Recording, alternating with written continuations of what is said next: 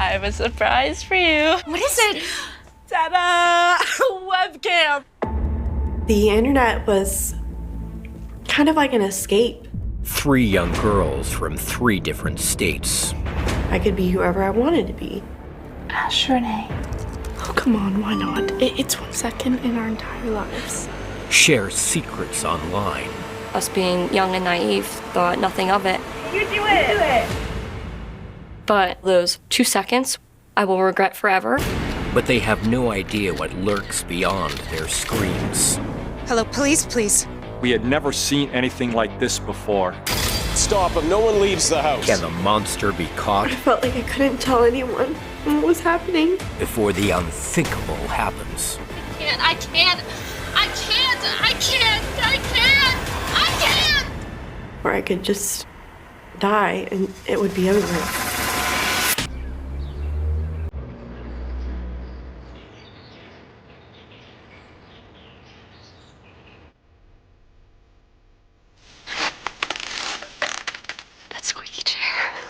I grew up in a small town in Delaware County, Pennsylvania, right near Philadelphia. I have an older sister and an older brother, so I am the baby of the family. I would say that my childhood was pretty great. My parents always had me involved in many things and supported me through all of the endeavors that I had in my life. So this is me as a 13-year-old little tomboy, my crazy big clown hair, some Chuck Taylors and shorts. They were great. When I was about 12 and 13 years old, I was in a rock cover band with some of my now great friends, and I played and I sang guitar for that band. It really brought a lot of happiness into my life. Music and friends aside, by 7th grade, a new sensation has captivated Samantha's interest. I have a surprise for you. Ta-da! Webcam! How? It's so cool, right? Oh my gosh! You did like a top. Come on. So one night we decided to get on the internet.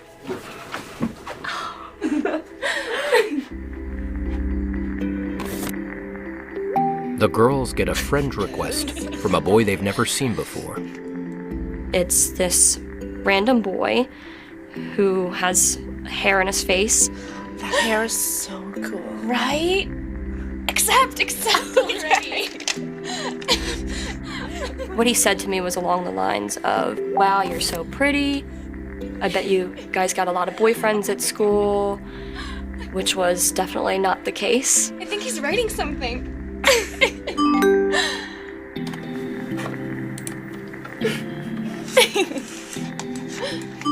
What, was most rewarding about social media to me was the amount of attention that I was getting, and good attention, because I wasn't getting a lot of that attention at school.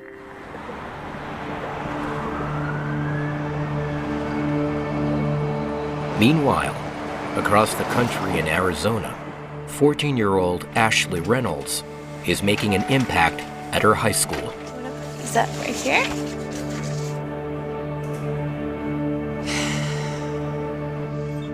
Having Ashley was one of the best things that could have ever happened to me. I had Ashley when I was 20 and decided both between her father and I just to have one child. And so literally we were the 3 amigos. Ashley was the silliest, the just funniest, always being the life of the party. She literally was friends with everybody. She was that, I call it that popular girl.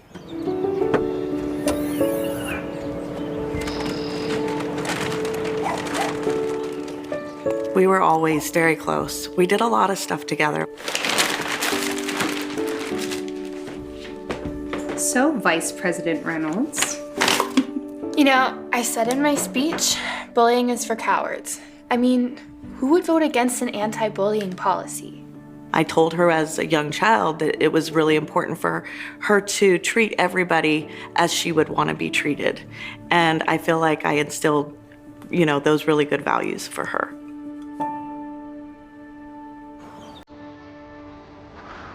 On the other side of the country in North Carolina, Elizabeth Schubert doesn't find her school years to be quite so kind. When I was in middle school, I was a kind of quiet, shy, had very few friends. And this is me when I was around 11, 12. I was very pale, so people would make fun of me when they would see my veins through my skin, and they would call me like pasty cake or something like that. When she goes to high school, 14-year-old Elizabeth tries to make a stronger impression. I was trying to burst out of my shell because it was my freshman year. I wanted to make new friends, create the person I wanted to be, which was a very fun-loving, happy, spontaneous, cheerful person.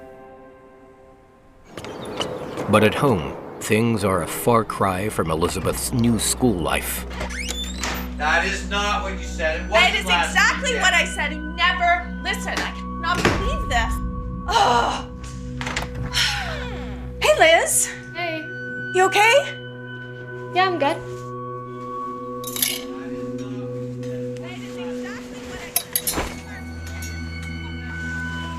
It was very hard on me because there was a lot of fighting, a lot of arguing, and just something that a child shouldn't have to hear. It's just another day. You never listen. I cannot believe this. This is exactly what you do all of the time.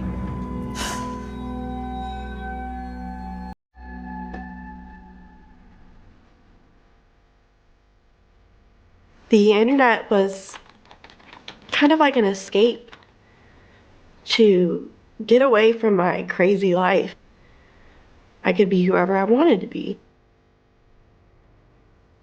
That's all I wanted to do at the time, was to just get home, go on the internet, and be in my second life. On a webcam streaming site, Elizabeth is also getting to know Captain Obvious. He looked kind of like the usual friend I would have, like a skater kid, just kind of like a cute young teen. And he was very flattering. He would tell me I was beautiful and give me all these compliments.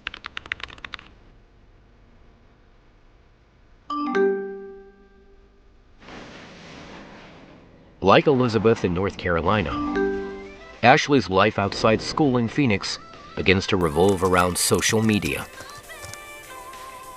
Ashley had her own laptop. The only time she was able to really use the laptop in her room was the door was open. I knew what was going on. Come on, Ash, it's late. I just kind of, at that time, really started paying attention to what she was doing. Now switch that thing off. Okay, good night.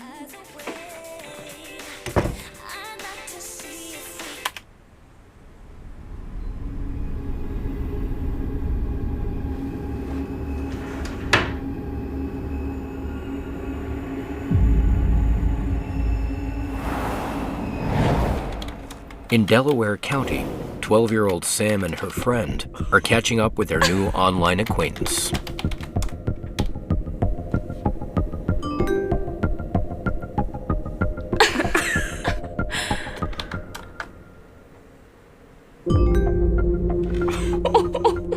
He dared us to flash our chests, and us being young and naive thought nothing of it. Oh, come on, why not? It's 1 second in our entire lives.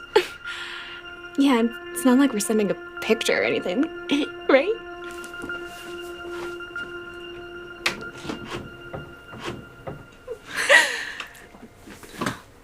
Are you ready? Ready? Okay. 1, 2, 3.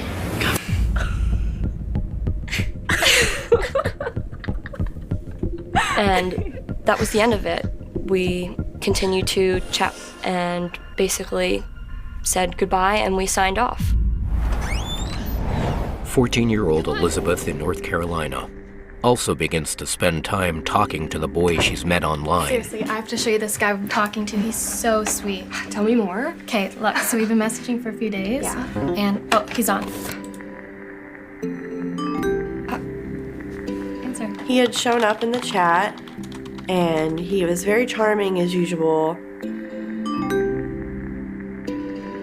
It is cute. Giving us a lot of attention, giving us a ton of compliments. I kind of craved that.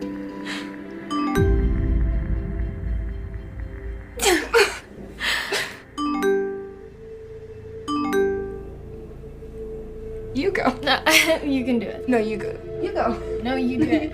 You do it. Okay, fine, let's do it together. Okay. We figured, why not? It's just for a second. What's the worst that could happen? 6 months later in Delaware County, 13-year-old Sam has forgotten all about the long-haired skater boy she met online. You know, school's going good. I'm doing sports. I'm, getting good grades.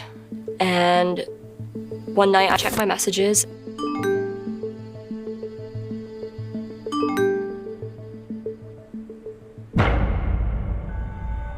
He showed me the picture of my friend and I flashing our chests. Getting a message saying that he had this picture of me was terrifying. I was mortified. I didn't know what to do.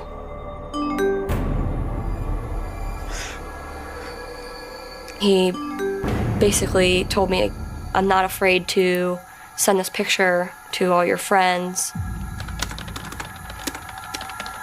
At first, I didn't want to believe him, and I argued with him. I said, that's not true. And he proved to me that he knew my friends and sent me pictures of them. And that's when it hit me how serious that this was going to be. But Captain Obvious isn't finished with Sam yet. Now he's forcing her to log on to a streaming site to expose more of her body.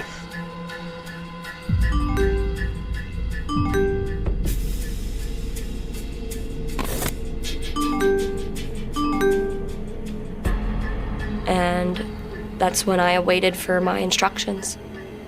He told me if I didn't comply, that he was going to ruin my life.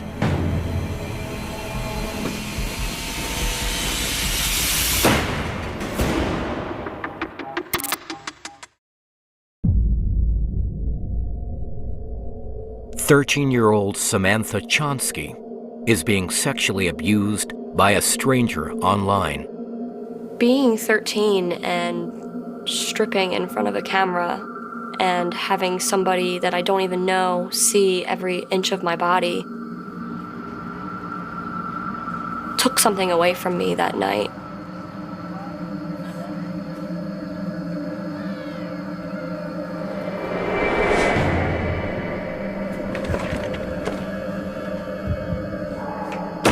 I was sexually violating myself for probably 5 or 6 hours. Bending over in different positions, reposition myself and touch myself again because he didn't get a good shot of it. That was the first time I ever felt like something was stolen from me, and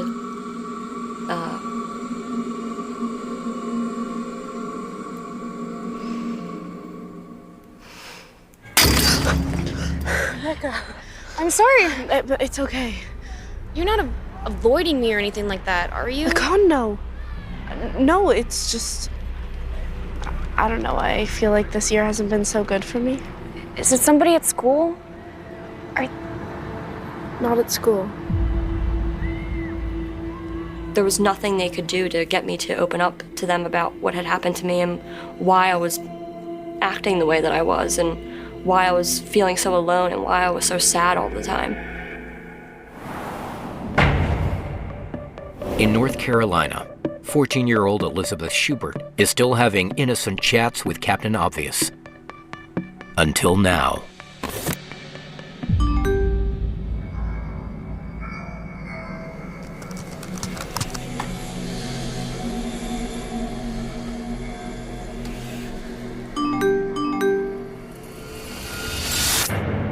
Once again, the cyber blackmailer threatens to send pictures to his victims' friends.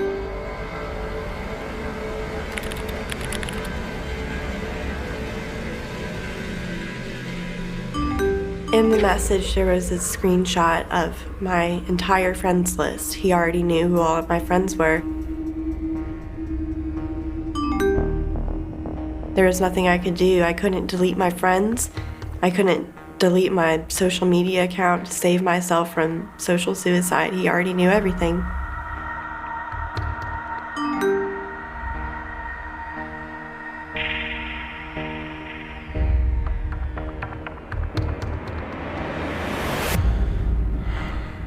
I just figured that the easiest way to get him off my back was to take these pictures and be done.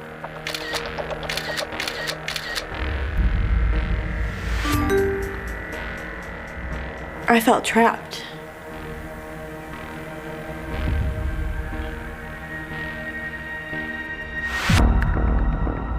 I felt like I couldn't tell anyone what was happening.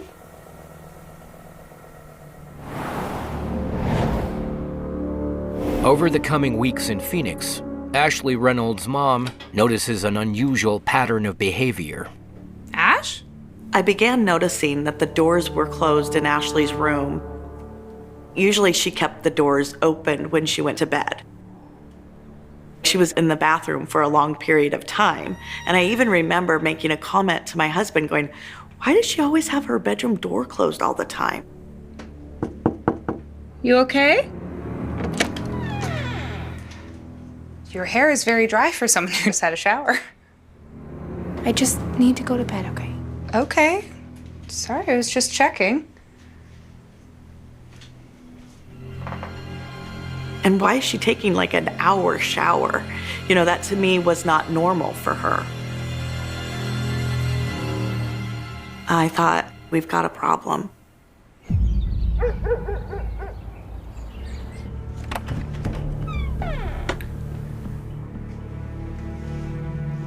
While Ashley is at her church youth group, Angela tries to get to the bottom of her daughter's odd behavior.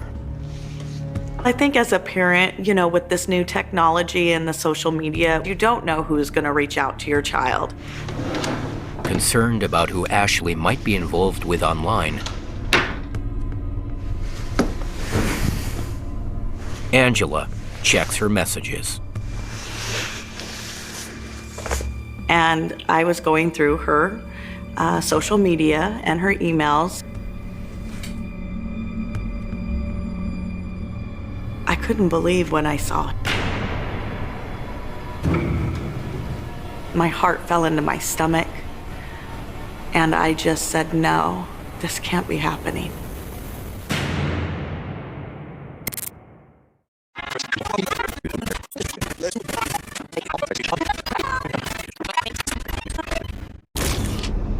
Three teenage girls in 3 different states are being blackmailed by an online sexual predator.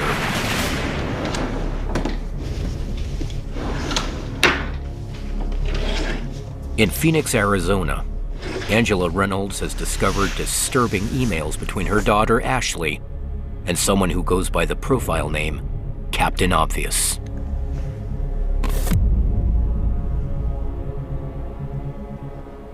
I could see her response, trying to plead with him as to why she couldn't send him these pictures. And I immediately was just shocked. Is this person at her school? Can he get into her school?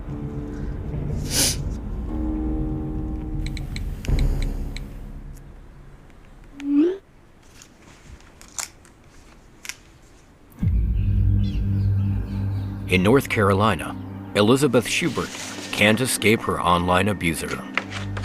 After I took the pictures and sent them to him, I thought it was over.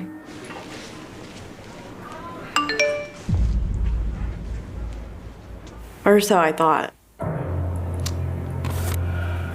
Captain Obvious forces her to give him her phone number. I just felt scared all the time. Scared to go to school, scared to go home. I was living in fear. I just felt so alone. He would say, just do it. It'll be over before you know it. You only have a few more pictures to take, and I'll go away. And he would try to reason with me, and if that didn't work, he would threaten me.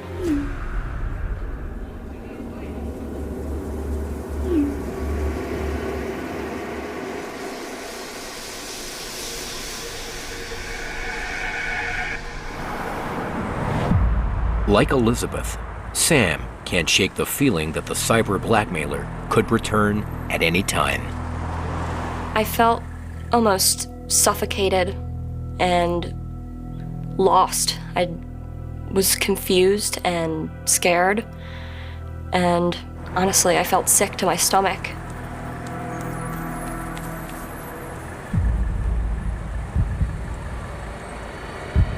I was in this constant fear. I felt like there was always somebody over my shoulder.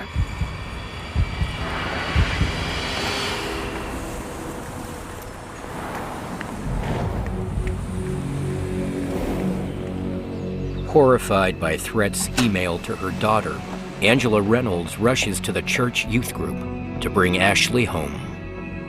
I was more in like a complete shock, but in a panic at the same time.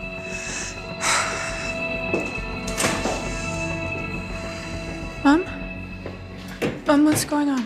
I can't talk about this till we get home. When we got home, that's when Ashley told me the whole story.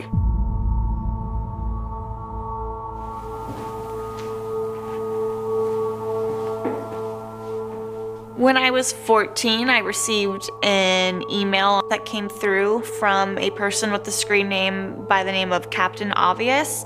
In all caps lock, it said, "I have naked pictures of you, open this."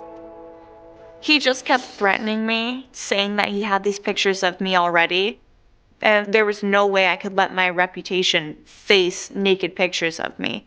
It ended up to over 60 pictures every single night of myself naked. And you can only imagine what over 60 pictures of a 14-year-old might look like. I felt as though her innocence was taken, and I really couldn't wrap my head around it, to be honest with you. It was absolutely horrible to see her pain.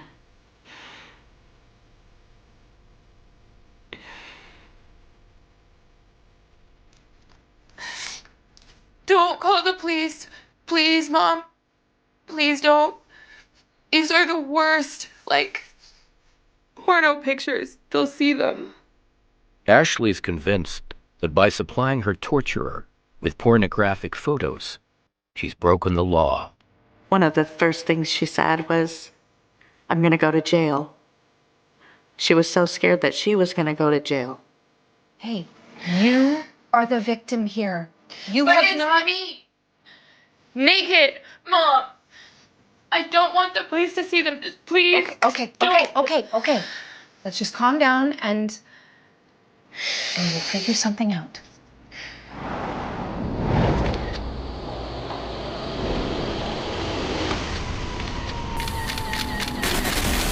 But Elizabeth hasn't confided in her mom and is too scared to do anything but obey the incessant commands.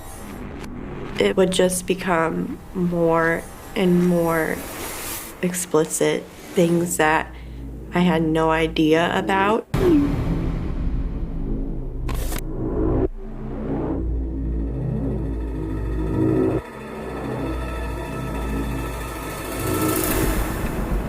In Phoenix, concerned that her daughter is in danger, Angela calls the cyber tip line of the National Center for Missing and Exploited Children, known more simply as NCMEC. Hi. Yes, I'm calling about my daughter. The cyber tip line is an online reporting tool for child sexual exploitation incidents. She's 14, and this guy, this creep, is threatening to come and find her. In Ashley's case, when Angela made the report, This seemed like a fairly urgent situation. So we're able to get to that report within a matter of hours and provide that report out to law enforcement quickly. NCMEC asks Angela to provide as much information as possible in Ashley's communication with Captain Obvious. It should be a long number at the top. Can you see anything? Okay. All right, yeah, I think I have it here. 20011. Thank you. Yes, I will. A NCMEC associate gives Angela and Ashley some urgent instructions. So they said you're gonna have to disconnect everything. All your social media. We cut that off and he can't get to you, honey. That's his contact over. I was just so afraid because he had shown me that regardless if my profile's private, if I don't reply to him, he's going to send stuff to my friends. NCMEC knows it's likely that the girl's predator is masking his IP address, so finding him won't be straightforward. For 14-year-old Elizabeth, the nightmare continues. Liz, you've been in there for hours. Don't you want some pizza? No, Mom, I just want some privacy. Come on, honey. Why don't you come down on the sofa and we'll have a talk? Just leave me alone, okay?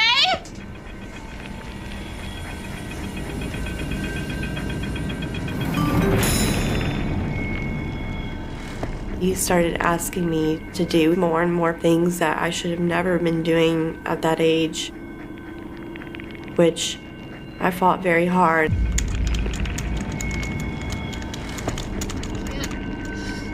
I can't.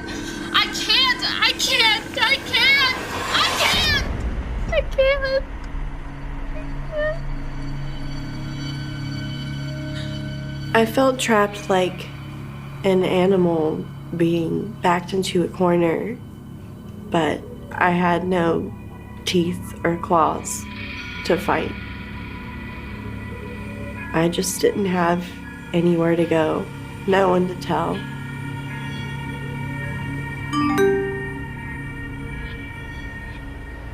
I couldn't handle it anymore.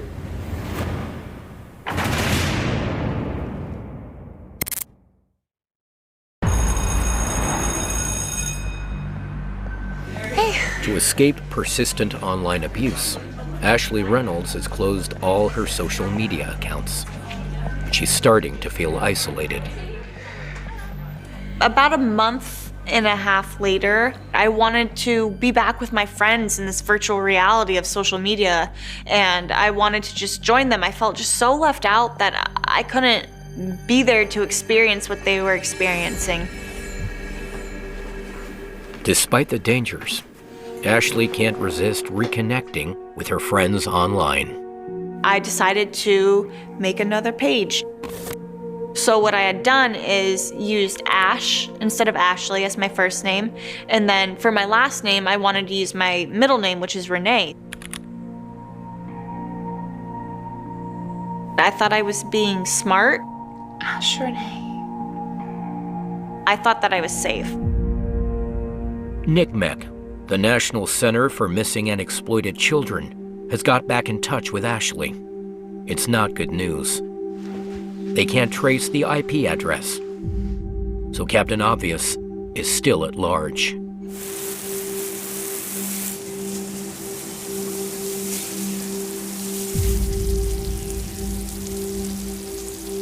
So I'm thinking New Year's, we do champagne out here, and I know you find it embarrassing, but we have to do old lang syne. Hello? I remember getting a call from a friend. She had received a topless picture of me, and game over. Ash? Ash? He's done it. Who has done what?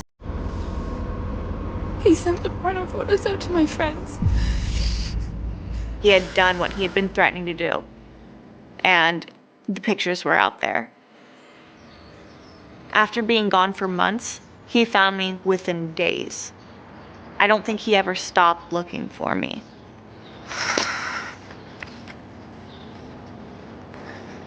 Hello, police, please.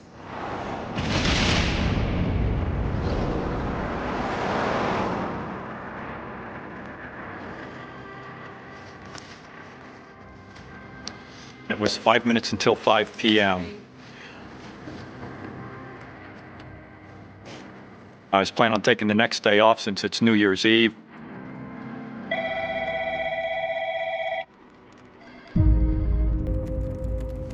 Larry Mayer. Hi, Larry. Sharon Ostick here from NCMEC. Hi, Sharon. How are you? Actually, the thought went through my head was, this isn't going to be good, and I don't think I'm going home.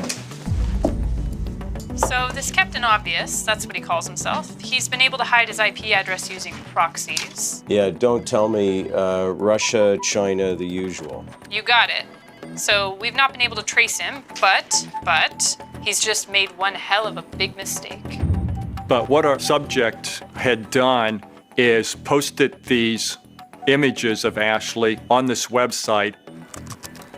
He did not use a proxy server. He did not conceal his IP address, and the IP address resolved back to account here in Jacksonville, Florida.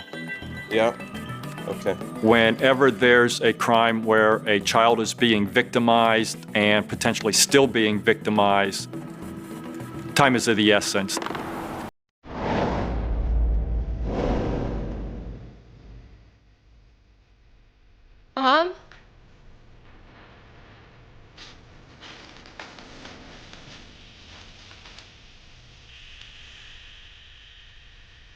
Mom? But while Agent Mayer is awaiting a search warrant, the predator is still a threat. I was still afraid. Because it was like he was always there.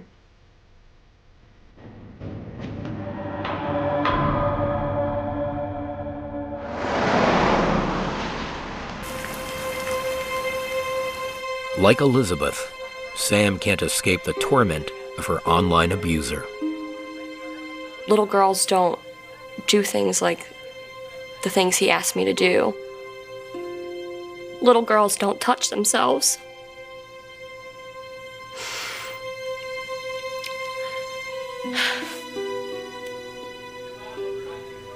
I fell into a serious depression and I was harming myself. Hey, Sam, come on up. You're missing the party. Okay, I'm coming. I 100% blame myself for everything that happened. He also made me feel like it was my fault and that I was the reason why he was doing this to me, so I blame myself.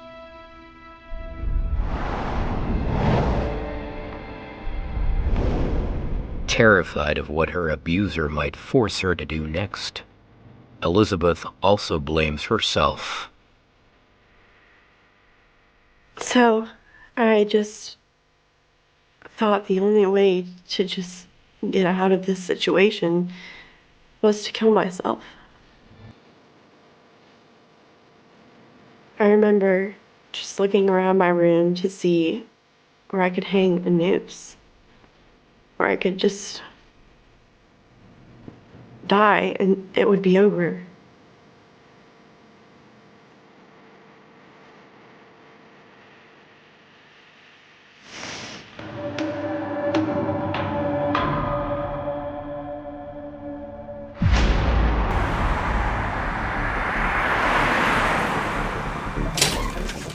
A week later, having secured a warrant and staked the address, Agent Mayer is ready to move on Captain Obvious.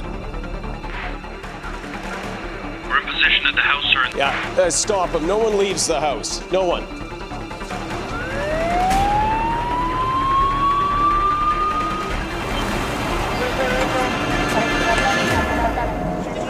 I am the father of a daughter who's exactly the same age as Ashley, so it became personal as well as professional.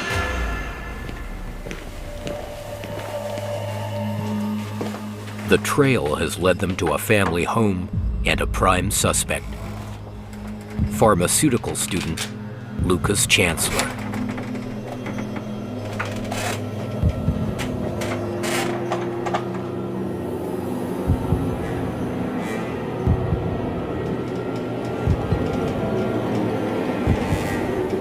Little did we know that morning when we executed the warrant what we would be uncovering. We had never seen anything like this before.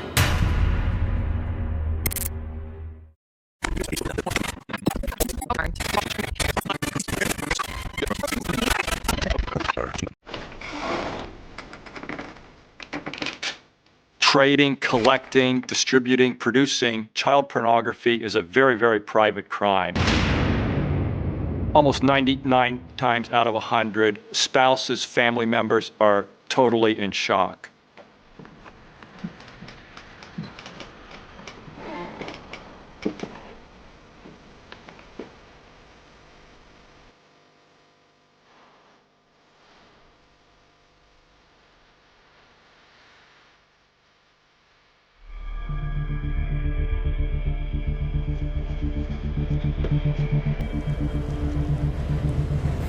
Lucas, FBI, we got a search warrant. We're gonna have a look around your room. We just woke him up. He was somewhat unkempt, hadn't shaved, just a normal mid-20s, average white guy. Giving Chancellor no time to erase anything, the team immediately seizes his computer and is shocked by the number of victims. He had, up until very recently, like within the past hour, had been communicating with a 16-year-old girl living in British Columbia, Canada. In meticulously organized folders and spreadsheets, Chancellor has documented every online encounter with names, dates, and details of the abuse. We realized it was a lot bigger than we had ever imagined. He had been doing this for nearly 5 years before we executed the search warrant on his house and stopped it.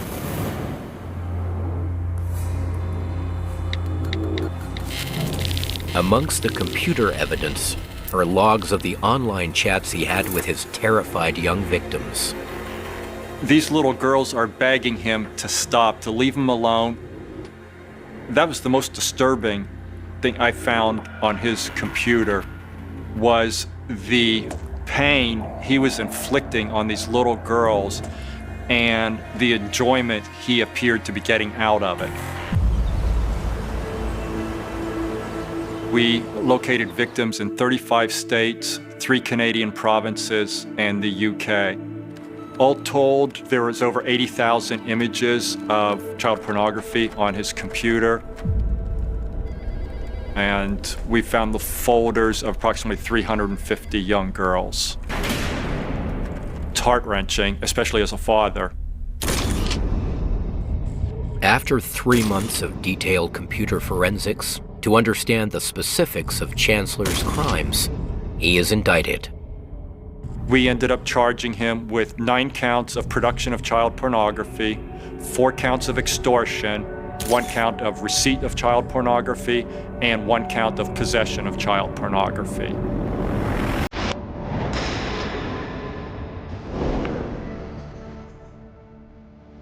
Hello? Yes, it is. I finally heard back from the FBI that they had found him, that he was in custody. I felt so relieved. I knew I didn't have to worry anymore, watch my back for this person. I was finally able to put a name to Captain Obvious. Thank you. Thank you so much. Lucas Michael Chancellor. It was like a weight, like a ton of bricks that just came off of her. Now it felt like I could breathe, and we could breathe, again.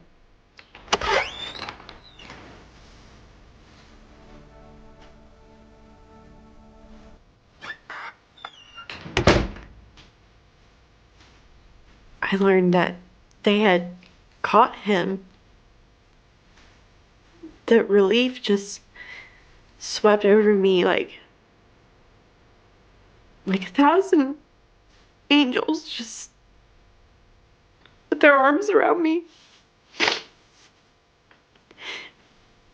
And I was so ready to start a new life.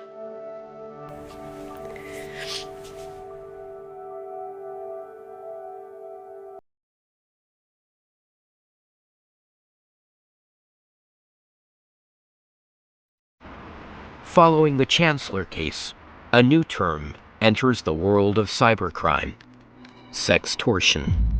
It was a new modus operandi for us, something we had never seen before. When I was going into the schools giving cyber safety presentations, is never post a picture of yourself you would not show your grandmother. 10 years since the abuse, Sam still struggles to come to terms with her trauma. What's really helped me in kind of overcoming this whole situation was opening up and speaking to other children and help myself, but help somebody else. If I could help one person, that's all that matters to me. Ashley is still fighting for the Chancellor victims out there who don't yet know he's been apprehended. They have no idea if he's ever going to come back. I just want someone to find my story familiar. I want someone to... The rain started just after midnight. Tokyo was used to rain in November. Neon reflections sliding across wet pavement, trains humming through the dark, umbrellas moving like silent shadows through narrow streets. But on that particular night in 1999, in a quiet residential corner of the city where nothing ever seemed to happen, the rain carried a different kind of silence. A silence that would linger for more than 2 decades.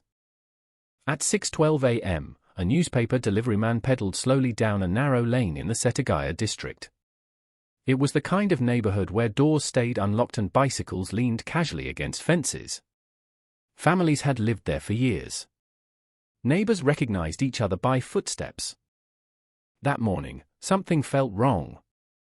The Tanaka house should have been awake. The kitchen light normally flicked on before sunrise. The father, Kenji Tanaka, was known for leaving early for work at a financial firm in Shinjuku. His wife, Aiko, liked to open the front window to let in the cold morning air. But the house sat completely still. Lights off. Curtains drawn. No movement. The delivery man hesitated for only a moment before tossing the newspaper toward the door. It landed softly against the wood. No one came to pick it up. By 9:30 a.m., the silence had become impossible to ignore. Aiko Tanaka's sister had tried calling 3 times. No answer. That alone was unusual. Aiko never ignored calls from family. By the 4th attempt, worry had already begun creeping into her voice. By the 6th, she was on a train heading toward Setagaya. She arrived just before 11. The neighborhood looked ordinary. Children's bicycles on driveways. Laundry hanging motionless in the cold air. The Tanaka house stood exactly the way it always had, a modest 2-story home with pale walls and a narrow garden. But the front door wasn't locked. She pushed it open. At first, there was only darkness. Then the smell. Not decay. Not yet. But something metallic. Sharp. Out of place. The living room looked disturbed. A chair slightly knocked over. A magazine on the floor. The television remote lying several feet away from the coffee table as if it had been dropped suddenly. She called out. No answer. The hallway felt colder than it should have been. Her footsteps slowed. And then she saw the first trace. A dark stain on the floor. Not large. But unmistakable. Her voice cracked as she called Aiko's name again. The response came from upstairs. Not a voice. A scream. Within 20 minutes, the quiet street filled with flashing lights. Tokyo Metropolitan Police arrived quickly, sealing off the area with yellow tape that fluttered in the cold wind. Officers moved with urgency but spoke in low voices. Something about the scene immediately felt wrong in a way that veteran detectives recognize without needing to say it. Inside the house, the truth unfolded piece by piece. Kenji Tanaka was found in the study. Aiko Tanaka lay in the hallway outside the master bedroom.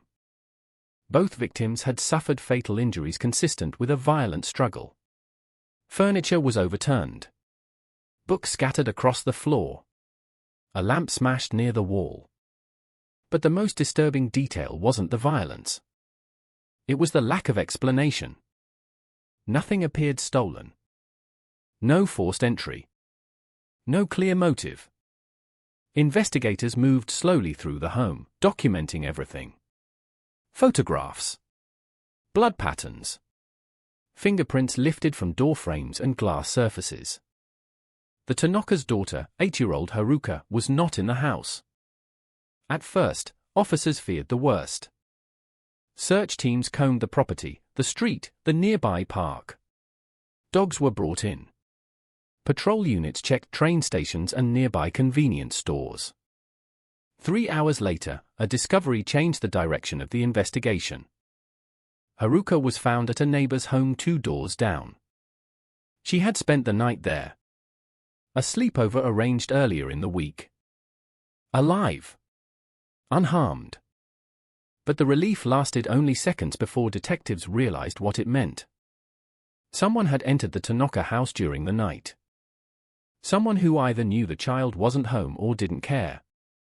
The crime scene quickly turned into something darker than a typical homicide. A double murder inside a quiet Tokyo home. No witnesses. No clear suspect. And a timeline filled with gaps. Neighbors reported hearing nothing unusual. One woman recalled a faint sound around 1 a.m., like something falling. Another thought she saw a shadow move along the Tanaka garden fence sometime after midnight but dismissed it as a stray cat. In a city of more than 12 million people, silence had swallowed the truth. Detectives began reconstructing the final hours.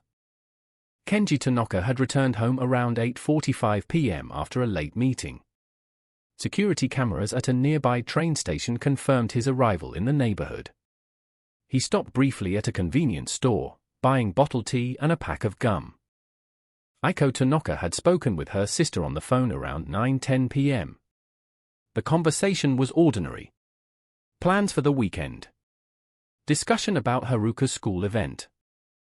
Nothing in her voice suggested fear.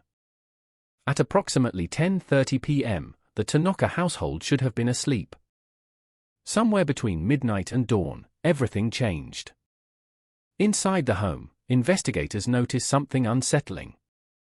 A drawer in Kenji's study had been opened. Not rummaged through. Opened carefully. Inside were documents related to his work in finance, client accounts, investment records, personal notes.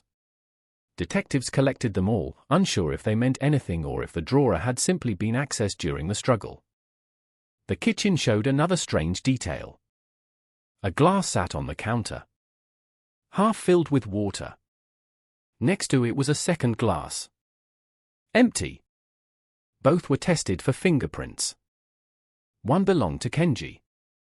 The other did not match anyone in the house. That discovery sent a ripple through the investigation. Had the killer sat in the kitchen? Had they spoken with the victims before the violence began? Or had the glass simply been left by someone who had visited earlier that day? Tokyo Metropolitan Police launched one of the largest homicide investigations in the district's history. Over the next several weeks, detectives interviewed more than 300 people. Co-workers, friends, former clients, neighbors, delivery drivers, anyone who might have seen something. The answers were frustratingly consistent. No enemies. No threats. No suspicious strangers. Kenji Tanaka was described as quiet, disciplined, almost predictable. He worked long hours managing financial portfolios for corporate clients. He had no criminal record, no gambling debts, no known conflicts. Aiko Tanaka volunteered at a local community center and helped organize school activities. Teachers described her as patient and warm. Their life looked ordinary from every angle. Too ordinary. Weeks turned into months. Forensic teams combed through every trace collected at the house. Hair samples. Fibers. Fingerprints. A partial shoe impression near the back garden door. But 1999 was a different era for forensic science. DNA databases were limited. Digital records incomplete. The unidentified fingerprint from the kitchen glass remained exactly that. Unidentified. The case slowly gained a label detectives dread. A cold case. The Tanaka murders began appearing in local news segments with the same haunting headline. Mysterious double homicide in quiet Tokyo neighborhood. Each year, on the anniversary of the crime, reporters revisited the story. The unanswered questions never changed. Who entered the Tanaka house that night? Why were Kenji and Aiko killed? And how did the killer vanish without leaving a trace in one of the most densely populated cities in the world? Haruka Tanaka grew up carrying the shadow of that night. She moved to live with relatives outside Tokyo. Cameras occasionally captured her leaving memorial flowers at the house long after it had been sold to another family. Detectives retired. Files gathered dust. Evidence boxes sat sealed in a police storage facility. The fingerprint from the glass. The shoe impression. A handful of DNA traces too degraded to analyze with technology available at the time. For years, the investigation sat frozen in time. Until something small happened. Something so routine that no one expected it to matter. In the spring of 2023, the Tokyo Metropolitan Police completed a long overdue upgrade to their forensic database system. Thousands of old case files were being digitized. Evidence records scanned. Fingerprint archives converted into modern searchable formats. Most detectives considered the project administrative work, necessary but unlikely to change anything. But buried inside the Tanaka case file was that single unidentified print from the kitchen glass. A technician scanned it, uploaded it, and let the new system run a routine comparison against the expanded National Fingerprint Registry. For 24 years, the print had matched no one. Until that afternoon. The computer paused, processed, and returned a result. One match. A man whose name had never appeared anywhere in the Tanaka investigation. A man who, according to official records, had been arrested for a minor offense nearly 15 years after the murders. A man who had quietly lived in Tokyo the entire time. When detectives saw the name on the screen, the room went silent. Because the address listed in the database revealed something no one had expected. The man had lived less than 3 kilometers from the Tanaka house. For more than 2 decades. Close enough to walk there. And close enough to disappear afterward without anyone noticing. Within hours, investigators reopened a case the city had almost forgotten. The cold case had just moved. And somewhere in Tokyo, a man who believed the past was buried was about to hear a knock on his door. The name on the screen did not belong to a career criminal. That was the first thing detectives noticed. In fact, the file looked almost insultingly small for a man now linked to one of Tokyo's most haunting unsolved murders. One arrest. 15 years after the Tanaka killings. A minor altercation outside a train station in 2014. A brief scuffle. Disorderly conduct. Fingerprints taken. Fine paid. Case closed. And then nothing. No further arrests. No surveillance flags. No association with known criminal networks. Just a man who had continued living his life quietly inside one of the largest cities on Earth. His name was Satoshi Mori. 48 years old. Single. Employed for nearly 2 decades at a logistics warehouse near Tokyo Bay. A job that required little interaction with customers and even less paperwork. Co-workers described him as quiet. Reliable. The kind of employee who clocked in, moved boxes, and disappeared at the end of a shift without conversation. Nothing about the profile suggested a man capable of entering a family home and committing a double homicide. But the fingerprint match sat there in black and white. Exact. Unmistakable. The print lifted from the Tanaka kitchen glass in 1999 matched the right index finger of Satoshi Mori. The room inside the Tokyo Metropolitan Police Forensic Unit grew heavy with the realization. One fingerprint alone does not solve a murder. But one fingerprint inside a victim's home, a home where no connection had ever been found to the suspect, is something else entirely. Detectives reopened the physical evidence boxes that had not been touched in years. Dust clung to the lids as technicians broke the seals. Inside were the silent fragments of a night no one had ever fully understood. Photographs from the crime scene. Blood pattern diagrams. Evidence bags containing fibers, hair strands, and the carefully preserved drinking glass from the kitchen counter. They moved slowly. Carefully. Because every object inside that room had been frozen in time since 1999. The glass was the first thing they examined. Still sealed. Still labeled. Still carrying the partial print that had haunted investigators for more than 2 decades. A new round of forensic imaging confirmed what the computer had already revealed. The fingerprint belonged to Mori. There was no error. But the discovery immediately raised a question that chilled the room. If Mori had been inside the Tanaka home the night of the murders, why had no one ever found a connection between him and the victims? Detectives began digging. The first search was simple. Address records. Employment history. Transportation data. Anything that could place Mori near the Tanaka house in 1999. The result sent a ripple of disbelief through the investigative team. In 1999, Satoshi Mori lived less than a 15-minute walk from the Tanaka residence. Not in the same block, but close enough that he would have known the neighborhood well. Close enough that he could have slipped through the streets unnoticed. Yet his name had never appeared in the original investigation. Not once. Which meant one of 2 things. Either detectives had somehow missed him entirely, or Mori had done something far more careful. He had stayed invisible.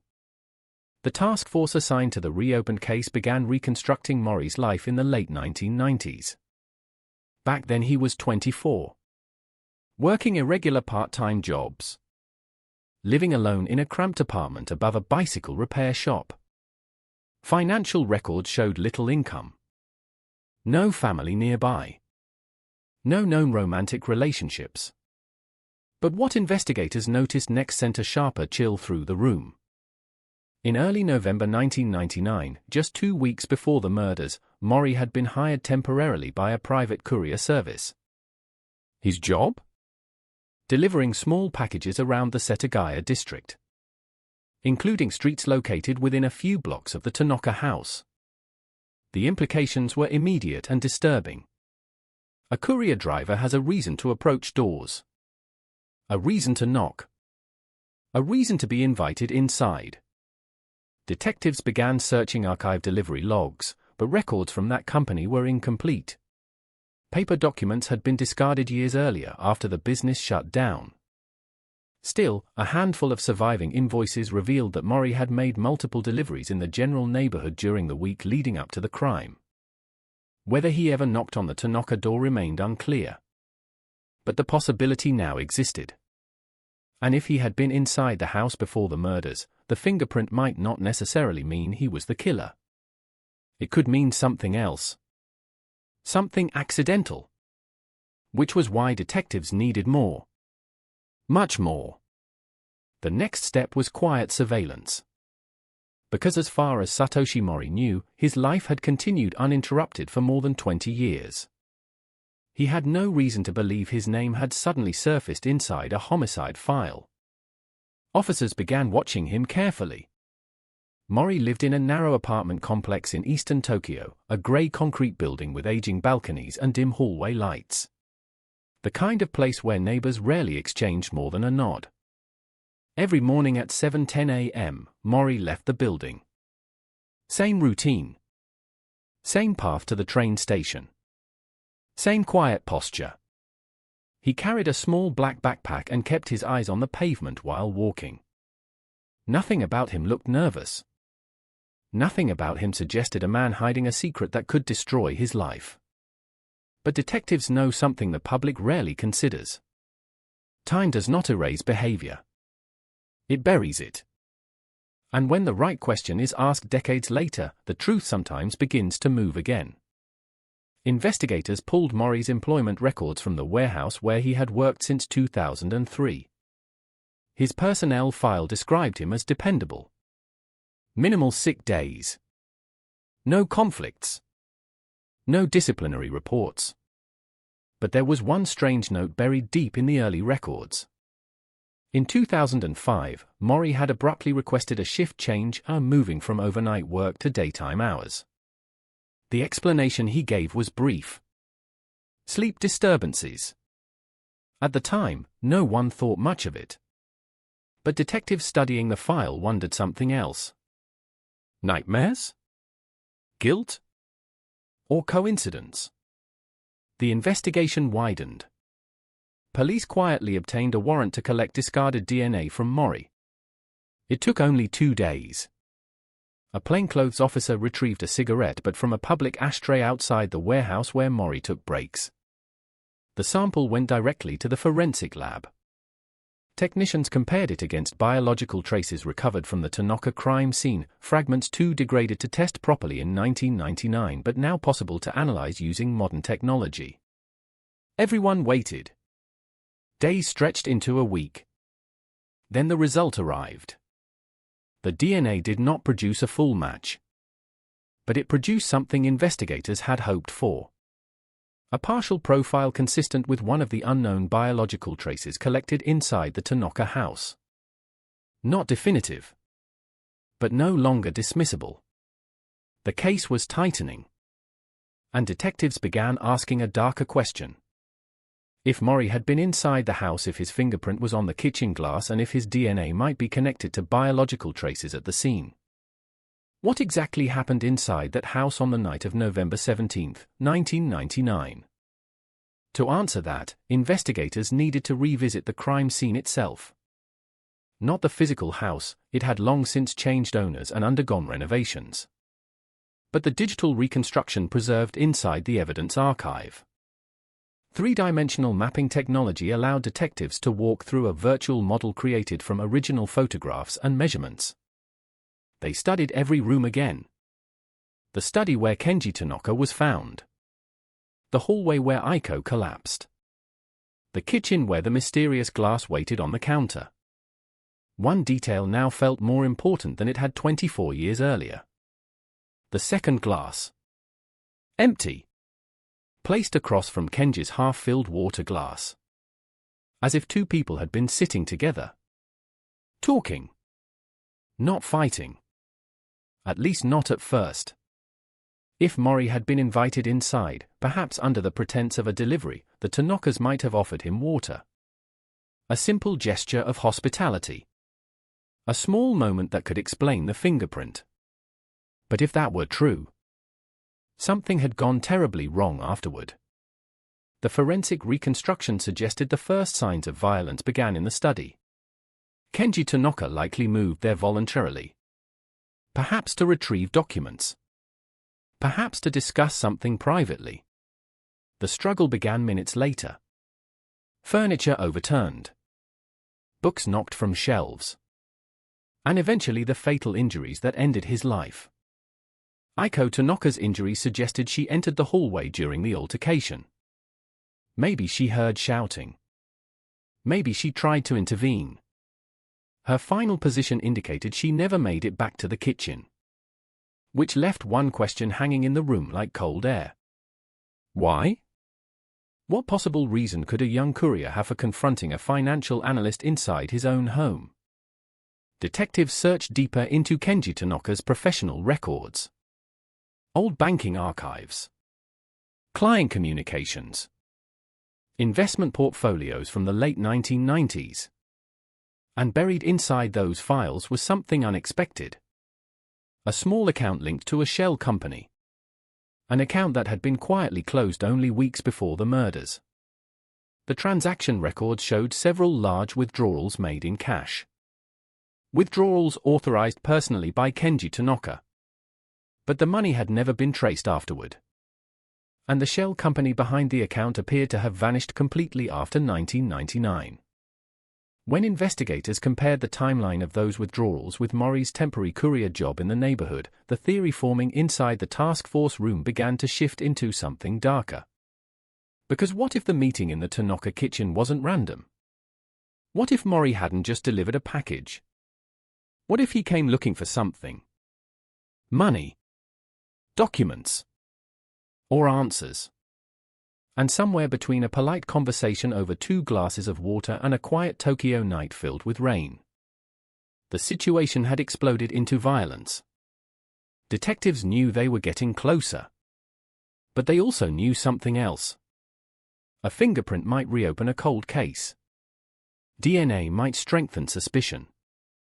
But neither one explains motive. And without motive, the story of that night remained incomplete. Which meant there was only one way forward.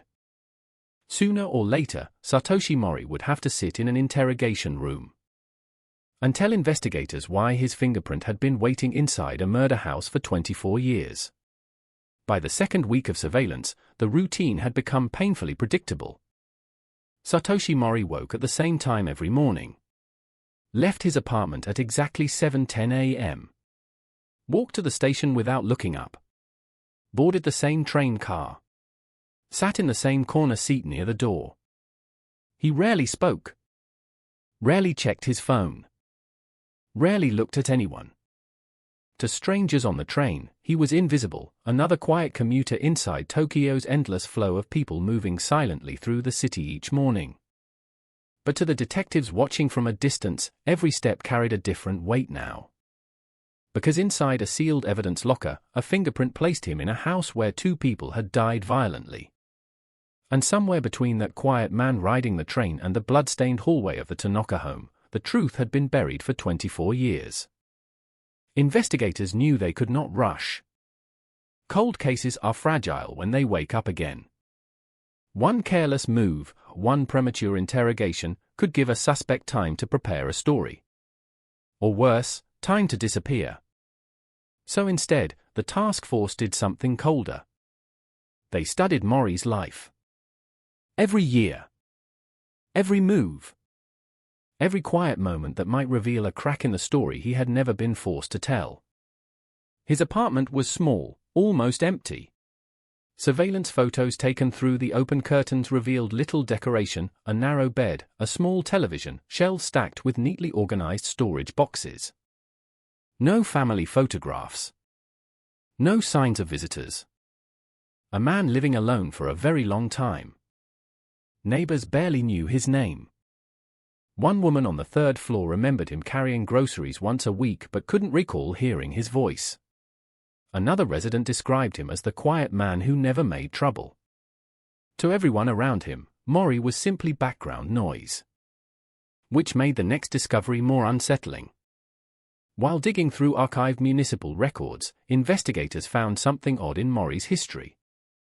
In December 1999, barely 3 weeks after the Tanaka murders, Mori had abruptly moved out of his apartment near Setagaya. No explanation. No forwarding address listed. He relocated to a different part of Tokyo and began working temporary warehouse jobs shortly afterward. At the time, the move looked completely ordinary. Young people changed apartments frequently in Tokyo. But now the timing sat uncomfortably close to the crime. Detectives mapped the timeline carefully. November 17, 1999, Kenji and Aiko Tanaka murdered. December 9, 1999, Satoshi Mori terminates his lease and disappears from the neighborhood. Coincidence? Maybe. But in cold cases, coincidence is rarely that simple. The deeper investigators looked, the stranger Mori's past began to feel. There were gaps in his employment history. Periods where he appeared to vanish for months at a time. No record of long-term relationships. No close friends. And one disturbing detail buried inside an old hospital record from 2001. Mori had visited an emergency clinic late at night for treatment of a deep laceration on his right hand. The injury required several stitches. When the attending physician asked how it happened, Mori gave a short answer. Broken glass. Nothing more. The medical report noted the wound was unusually deep for a simple accident. But the clinic never investigated further. At the time, it was just another patient. Now detectives stared at the document with a different feeling. Because inside the Tanaka evidence file sat photographs of shattered glass from the study, fragments from a broken lamp that had been knocked over during the struggle. The possibility hovered quietly in the room. Had Mori cut his hand during the attack? If so, the injury would have occurred exactly in the days following the murders. Another piece sliding slowly into place. The task force moved carefully. They began interviewing people who had known Mori in the late 1990s. Most memories were faded. But one former co-worker from the courier service remembered something unusual. The man's name was Takashi Imai. He had worked part-time in the same delivery company as Mori during the autumn of 1999. When detectives showed him Mori's photograph, recognition came slowly but clearly. "Yeah, I remember him," Imai said. "Quiet guy. Always kept to himself." But then Imai added something that made the detectives lean forward. He asked weird questions. "What kind of questions?" one detective asked. Imai frowned, trying to recall. "About houses," he said. "About who lived where." According to Imai, Mori occasionally studied delivery addresses more carefully than most drivers. He asked about residents. Whether certain families were wealthy. Whether anyone worked in finance or business. At the time, Imai assumed Mori was just making conversation. But now the words felt heavier. Because Kenji Tanaka worked in finance. And his home address would have appeared on certain delivery lists circulating through the courier company. The possibility began forming inside the investigation team. What if Mori hadn't stumbled into the Tanaka house randomly? What if he had chosen it? Chosen them. But the question still lingered like a shadow. Why? Kenji Tanaka was not publicly wealthy. His home was modest.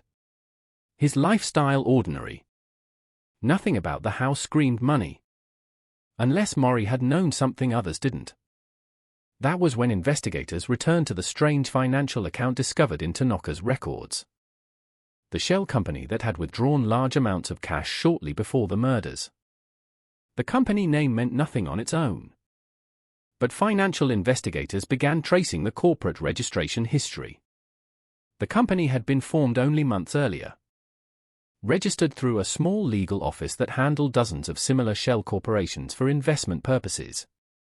But one document buried in the registration file contained a name. A contact person who had briefly communicated with the office before disappearing. The name was handwritten. And when detectives compared it to known aliases used in minor criminal records across Tokyo during the late 1990s, something chilling surfaced. The alias had been used once before.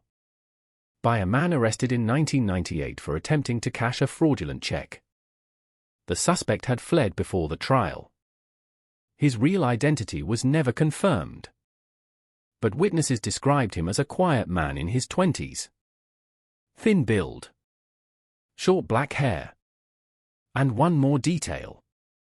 A small scar across the knuckle of his right index finger. Detectives stared at Mori's booking photograph from the 2014 arrest. The same finger, the one that left a print on the Tanaka glass, carried a faint scar in exactly the same location. Suddenly the case no longer looked like a random encounter. It looked like a plan.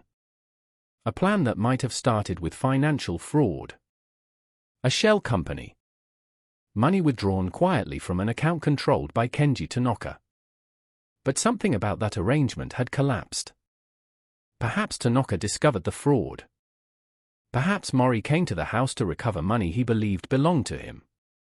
Or perhaps something even darker had been unfolding behind the polite walls of a Tokyo home. Theories swirled, but detectives knew speculation was useless without confirmation. There was only one way to move forward. They needed Mori to speak. But interrogation is a delicate art in cases like this. A suspect who has lived freely for 24 years will not collapse easily. He has had decades to bury the past. Decades to convince himself the story is over. Which meant detectives had to choose the moment carefully. They needed to surprise him. Catch him before he understood what had changed. The warrant for Maury's arrest was approved quietly. No media leaks. No public statements. Just a small team of officers assigned to bring him in. The operation was scheduled for early morning. Tokyo before sunrise feels different. The streets are quieter. The train slower. The city still half asleep. At 6:45 a.m., 2 unmarked police vehicles stopped outside Maury's apartment building. Rain tapped softly against the pavement, the same kind of rain that had fallen on the night the Tanokas died. Officers moved into position near the entrance. One detective studied the apartment window above. A dim light flickered on inside. Maury was awake. Another ordinary morning was beginning for him. Inside the building, footsteps echoed faintly along the narrow hallway as officers climbed the stairs. Apartment 302. The door was thin. Cheap wood. Behind it, a man who had unknowingly carried a secret fingerprint inside a murder investigation for nearly a quarter century. The lead detective raised his hand. Knocked once. A pause. Then a voice from inside. Yes? Quiet. Calm. Unaware. The detective knocked again. Police? Silence followed. Not long. But long enough for the detectives outside to feel the moment stretch. Because inside that apartment, something invisible had just shifted. A past that had remained buried for 24 years was standing on the other side of a wooden door. And within seconds, Satoshi Mori was about to learn that a routine fingerprint scan had reached across time and found him. The silence behind the door stretched just a fraction too long. Inside apartment 302, something had changed. Detectives outside the door felt it instantly. Years of interrogation work teaches a simple truth: when someone hears the word police unexpectedly, their reaction comes in seconds. Surprise, confusion, maybe irritation. But hesitation means thinking. And thinking means fear. The lead detective knocked again, harder this time. Tokyo Metropolitan Police. Open the door. A faint sound came from inside. Footsteps. Slow. Measured. Not the rushed panic of someone scrambling to escape, but something quieter, like a man carefully deciding what to do next. The lock clicked. The door opened halfway. Satoshi Mori stood there wearing a grey t-shirt and dark sweatpants, his hair slightly disheveled from sleep. For a moment he simply stared at the officers in front of him. His face showed confusion. Or at least something that looked like confusion. Yes, he said. The detective held up a badge. Satoshi Mori. Yes. We need you to come with us. Another pause. What is this about? The question came calmly. Too calmly. Most people confronted by police ask a dozen questions immediately. They protest, demand explanations, deny accusations that haven't even been made yet. Mori did none of that. He simply stood there watching the detective's eyes. The lead officer spoke slowly. It concerns an investigation from November 17, 1999. For the first time, Mori's expression changed. Not dramatically. But enough. His eyebrows tightened almost imperceptibly. And then he said something unexpected. I don't remember that date. The detectives didn't answer. Instead, one officer stepped forward and placed a hand lightly on Mori's shoulder. You'll have time to talk at the station. Mori glanced once down the hallway. Not toward the stairs. Not toward an escape route. Just a brief look like someone mentally closing a door. Then he nodded. Okay. Inside the apartment, detectives performed a quick search authorized by the warrant. The place was as minimal as surveillance photos had suggested. One bedroom. A narrow kitchen. A bathroom barely large enough to turn around in. But investigators weren't looking for luxury. They were looking for time. Anything that might connect Maury's present life to the past he had buried. Inside a metal storage box beneath the bed, they found old documents, bills, employment records, train passes dating back more than 15 years. Nothing immediately suspicious. But one object caught an officer's attention. A small envelope containing photographs. Most were ordinary street scenes from Tokyo taken on cheap disposable cameras. But one photograph froze the detective in place. It showed a quiet residential street.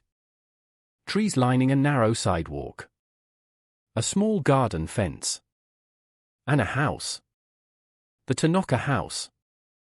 Taken from across the street. No date printed on the photo. But the building looked exactly the way it had in 1999, before renovations, before new owners changed the exterior. The detective slipped the photograph carefully into an evidence bag. Outside, Maury was already seated in the back of an unmarked police car. He didn't resist. Didn't ask questions.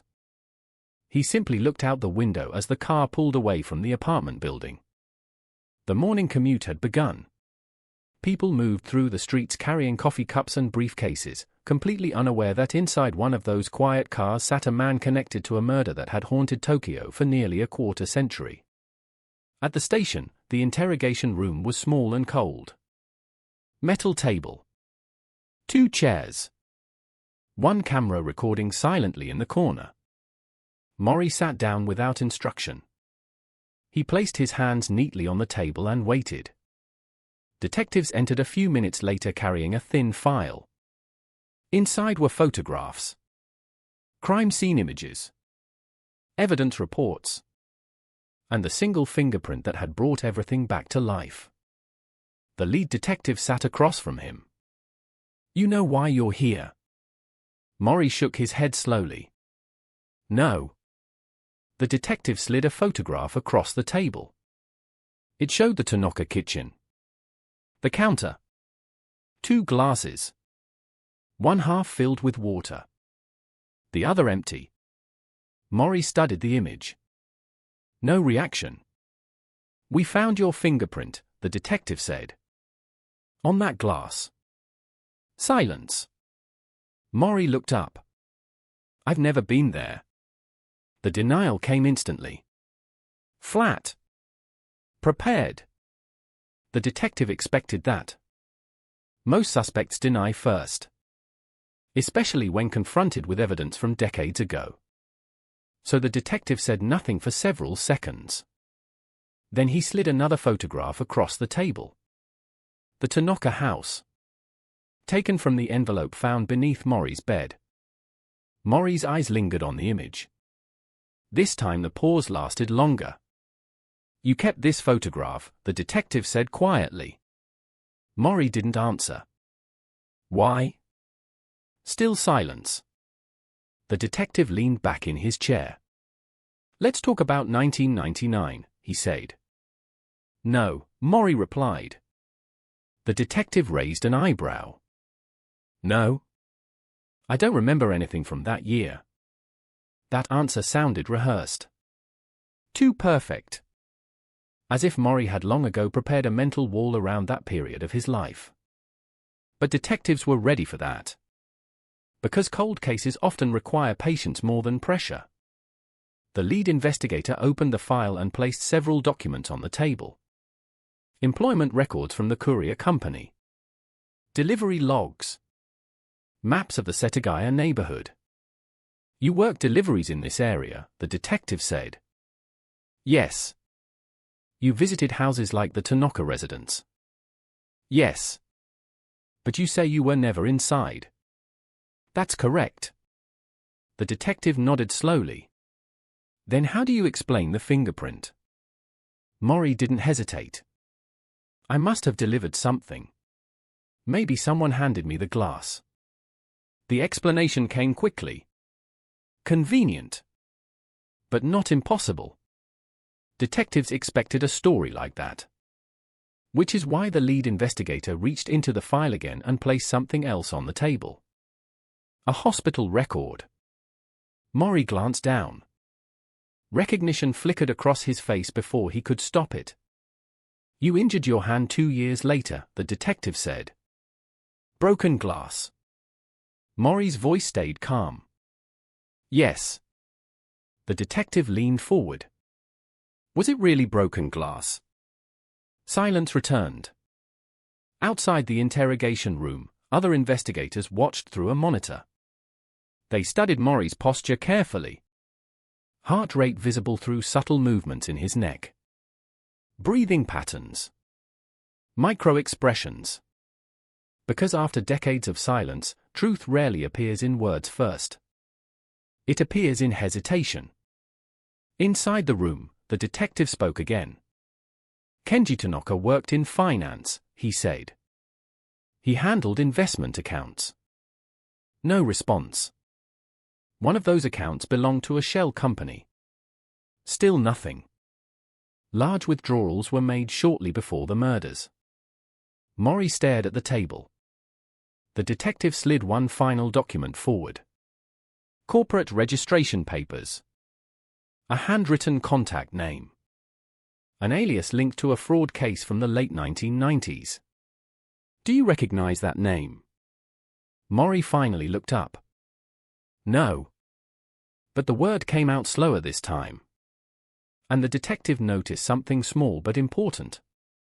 Maury's right hand had begun tapping lightly against the metal table. An unconscious movement. Tiny. Almost invisible. But to an experienced interrogator, it meant the wall was beginning to crack. The detective decided to push further. You know what's strange, he said softly. What? You moved out of your apartment 3 weeks after the Tanakas were murdered. That's coincidence. You also visited a hospital with a deep cut on your hand. Coincidence. You also asked co-workers about wealthy houses in that neighborhood. Maury's tapping stopped. And your fingerprint sat inside that kitchen for 24 years. The room grew very quiet.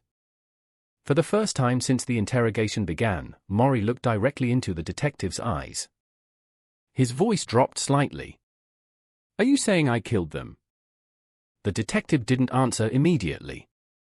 Instead, he reached slowly into the evidence folder and pulled out the photograph of Kenji and Aiko Tanaka. A family picture taken years before the murders. They stood together in front of their home, smiling. The detective placed it gently on the table between them. We're saying, he replied quietly, that you were there. Maury stared at the photo. Seconds passed. Then a minute. No one spoke. Because everyone in that room understood something crucial. After 24 years of silence, the truth was sitting just beneath the surface. And somewhere inside Satoshi Mori's memory, buried under decades of quiet routine, the night of November 17, 1999 was beginning to breathe again. The interrogation room had become unnaturally still. Outside the one-way glass, investigators watched without speaking. 24 years of unanswered questions sat on the metal table between the detective and Satoshi Mori, condensed into a few photographs, a fingerprint report, and the quiet weight of memory. Mori continued staring at the family photograph.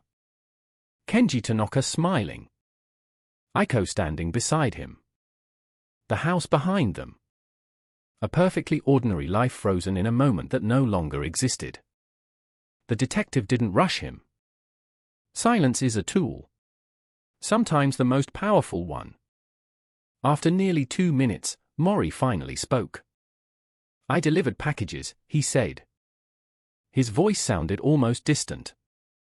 To many houses. The detective nodded slowly. That's true. So maybe I was there. The words hung in the air. Not a confession. But not a denial either. A careful step into a grey area. You said earlier you'd never been inside, the detective reminded him. Maury's eyes moved from the photograph to the fingerprint report. I don't remember. The detective leaned back slightly in his chair. You don't remember drinking water in their kitchen? No. You don't remember speaking to Kenji Tanaka? No. You don't remember his wife? No. The detective studied Maury carefully, because something about the way he was answering had changed. Earlier the responses were firm, almost mechanical. Now they sounded softer, less certain. The detective opened another folder and placed a photograph of the Tanaka study on the table.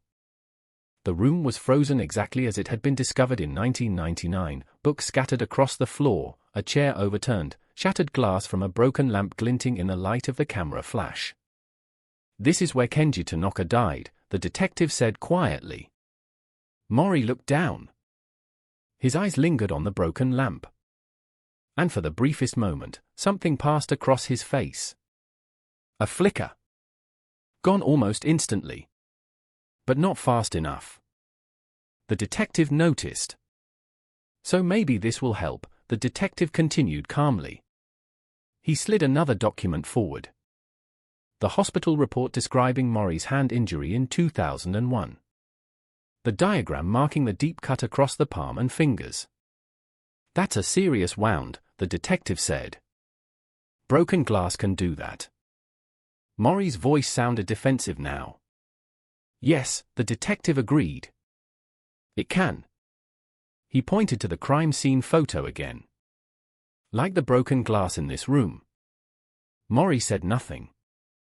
Outside the interrogation room, one of the investigators leaned closer to the monitor. Did you see that? He whispered. Another detective nodded. They had both seen it. A slight tightening in Maury's jaw. A micro-expression of recognition. Inside the room, the lead detective decided to change direction. Let's talk about money, he said. Maury looked up again. I don't know anything about that. Kenji Tanaka handled financial accounts for several clients. No response. One of those accounts belonged to a shell company. Still silence. A company that withdrew large sums of cash shortly before the murders. Maury's fingers began tapping the table again. Not as subtle this time. Do you know what a shell company is? The detective asked. Yes. Then you know they're often used to hide money. I'm not an accountant. No, the detective said.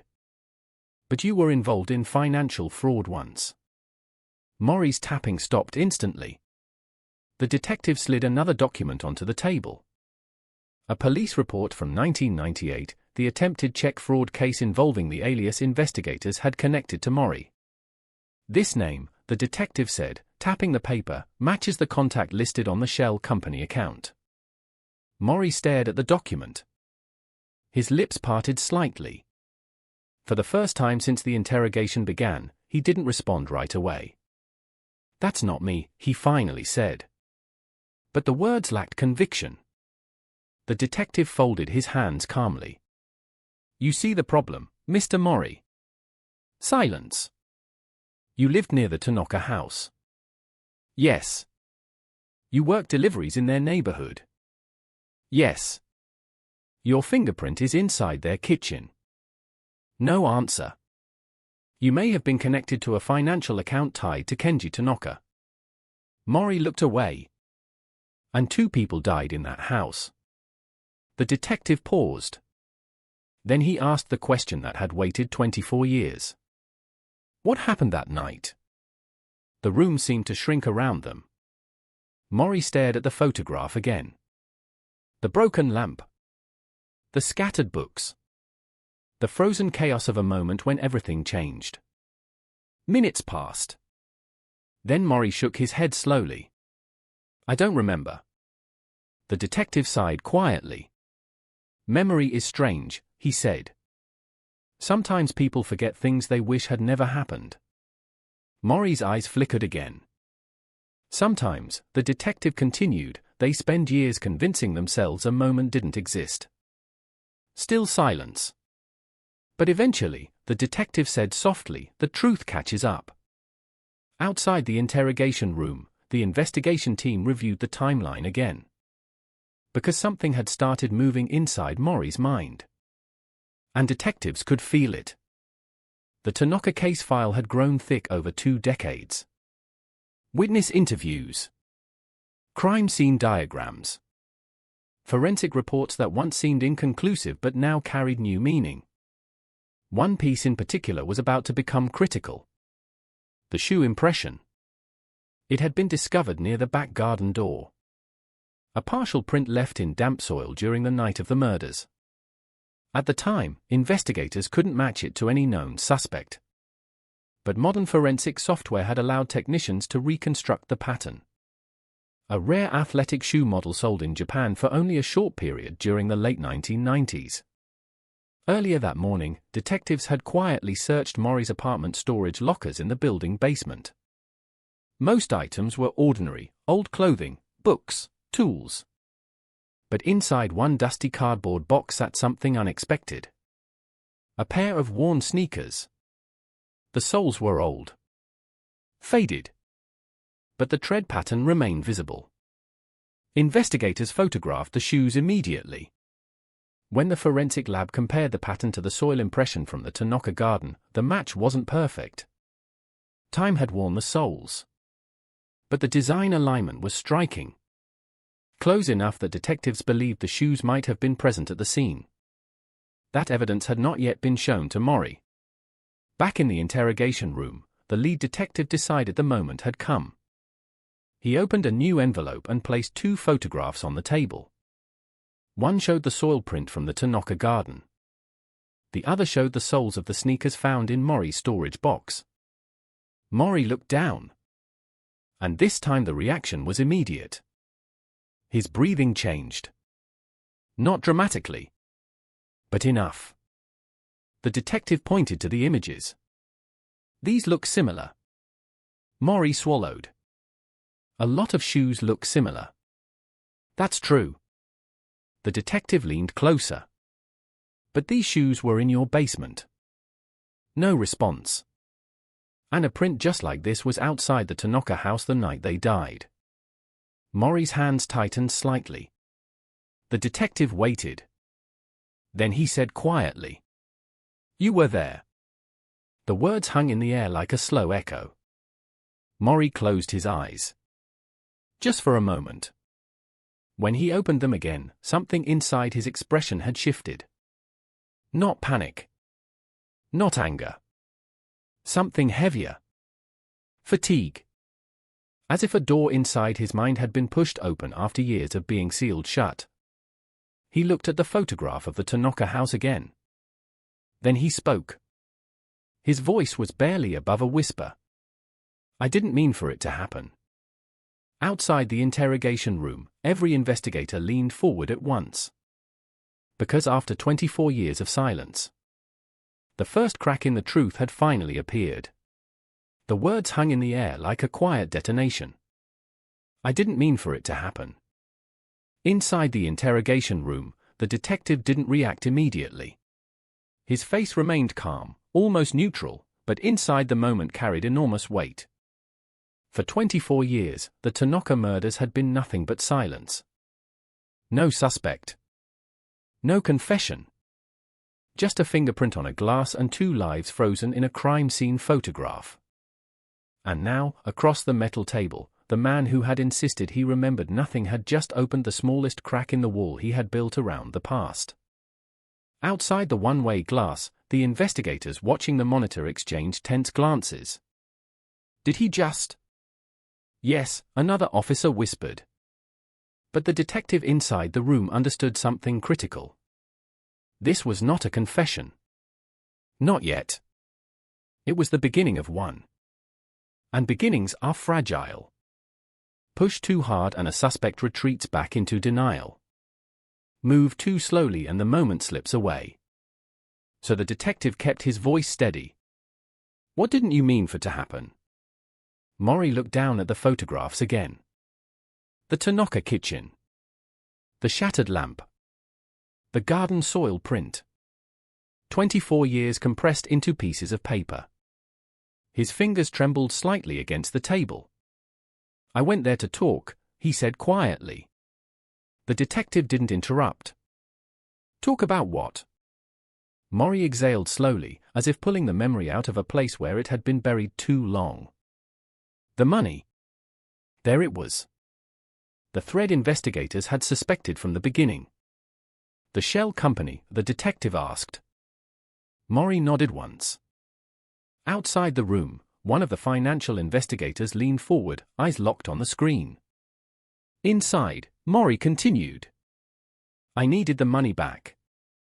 You created the company. Another pause. Then Maury nodded again. Yes. The detective let the silence breathe for a moment. Explain. Maury rubbed his forehead slowly. It wasn't supposed to be like that. The sentence sounded less like an excuse and more like a confession to himself. In the late 90s, he said, I was doing small financial scams. The detective said nothing. Fake checks. Temporary companies. Minor fraud. The kind of crimes that slip quietly through the cracks of a busy financial system. I needed someone with access to accounts, Maury continued. Someone who worked in finance. Kenji Tanaka, the detective said. Maury nodded again. I met him through a delivery. The room grew still. That moment, a courier knocking on a door suddenly felt heavier. I recognized his company name, Maury said.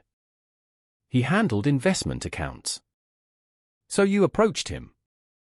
Yes. How? I told him about an opportunity. The detective leaned forward slightly. What kind of opportunity? A shell company investment. Maury's voice had grown steadier now. As if the story had been rehearsed many times inside his head but never spoken aloud. I convinced him we could move money temporarily through the account, Maury said. Just for a short time. For what purpose? To hide it. The detective raised an eyebrow.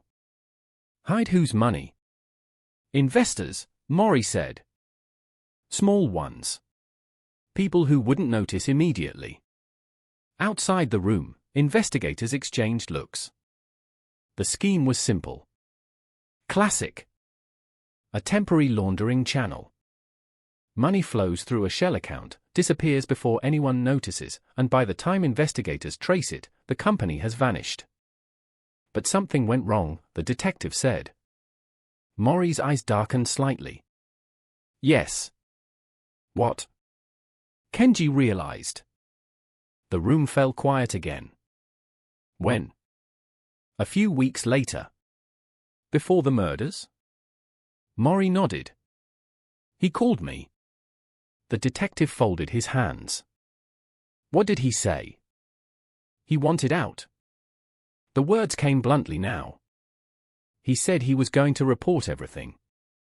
And the money? Gone.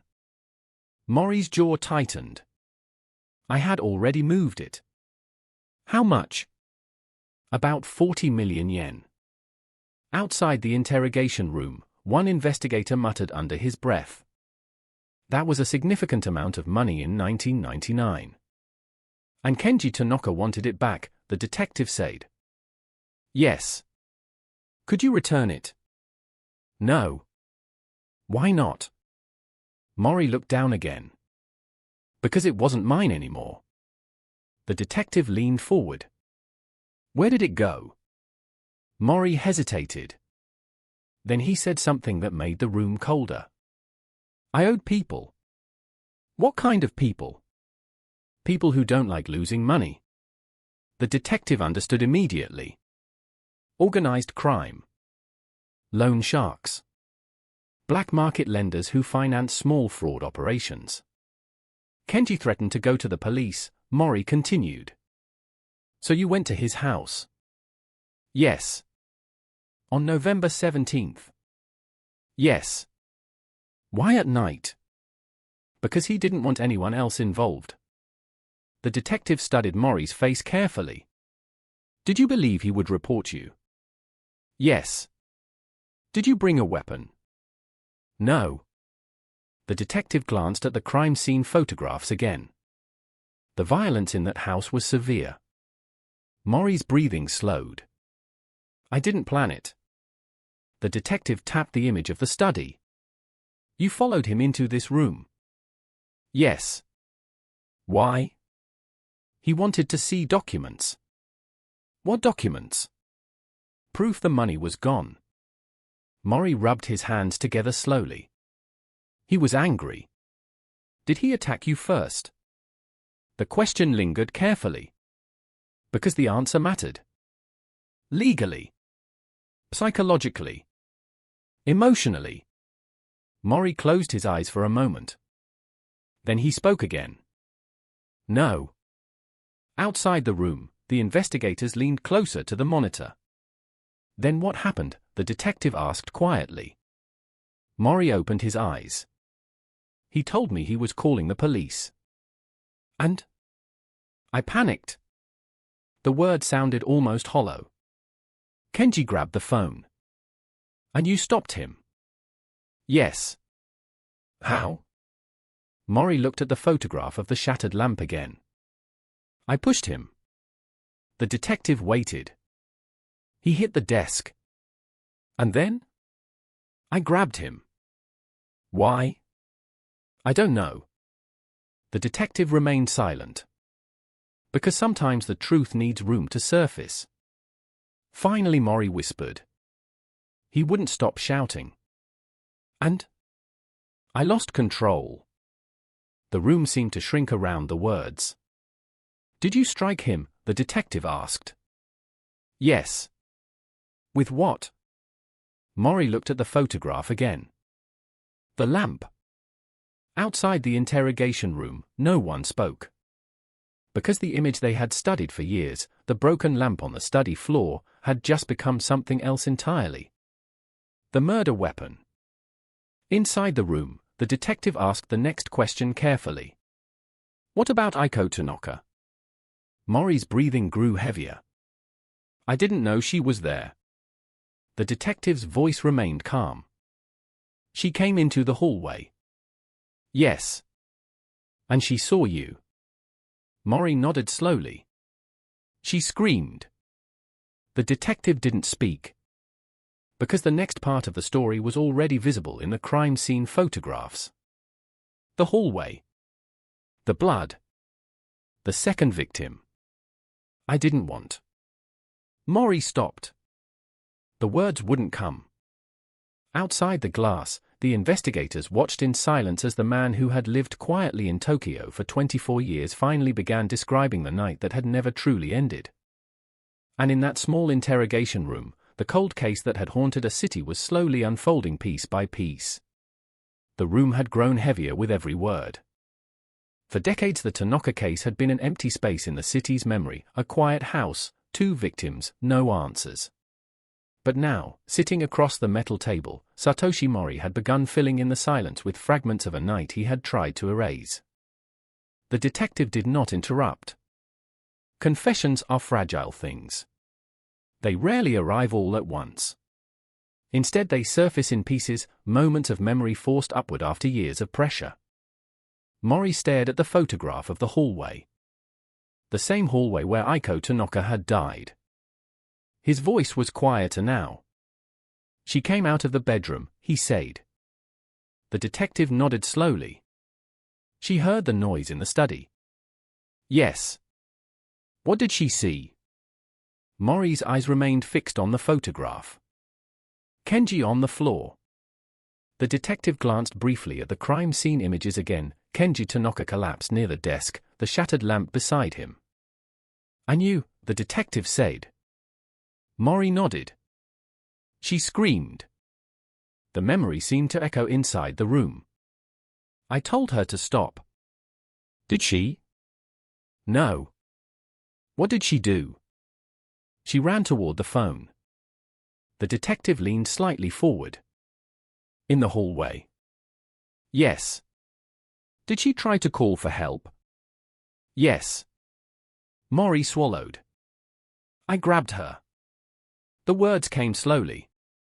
I didn't want her to call anyone. Outside the one-way glass, investigators watched the scene unfold with silent concentration. For years they had studied photographs, forensic reports, and blood patterns, trying to reconstruct exactly what happened in that narrow corridor. Now the reconstruction was coming directly from the man who had been standing there. "What happened when you grabbed her?" the detective asked. Maury rubbed his hands together again. "She fought." The detective nodded. "That matches the evidence." The hallway had shown clear signs of struggle: scuffed walls, overturned furniture, fragments of broken glass carried from the study. "She was strong," Maury said quietly. "She kept shouting." "What did she shout?" Maury's voice dropped to almost nothing. "My name." The detective's eyes sharpened. "She knew who you were." "Yes." "Because you had visited before." Maury nodded. "I had been there once before. For the business discussion." The detective understood immediately. Kenji Tanaka had already met Maury once before the final confrontation. Which explained something that had puzzled investigators for years. There were no signs of forced entry at the Tanaka house. Kenji had opened the door willingly. "And she recognized you," the detective said. "Yes." "That's when you realized something." Maury's face tightened. "Yes." "What?" "That everything was finished." The detective let the words settle. "She would tell the police," Maury continued.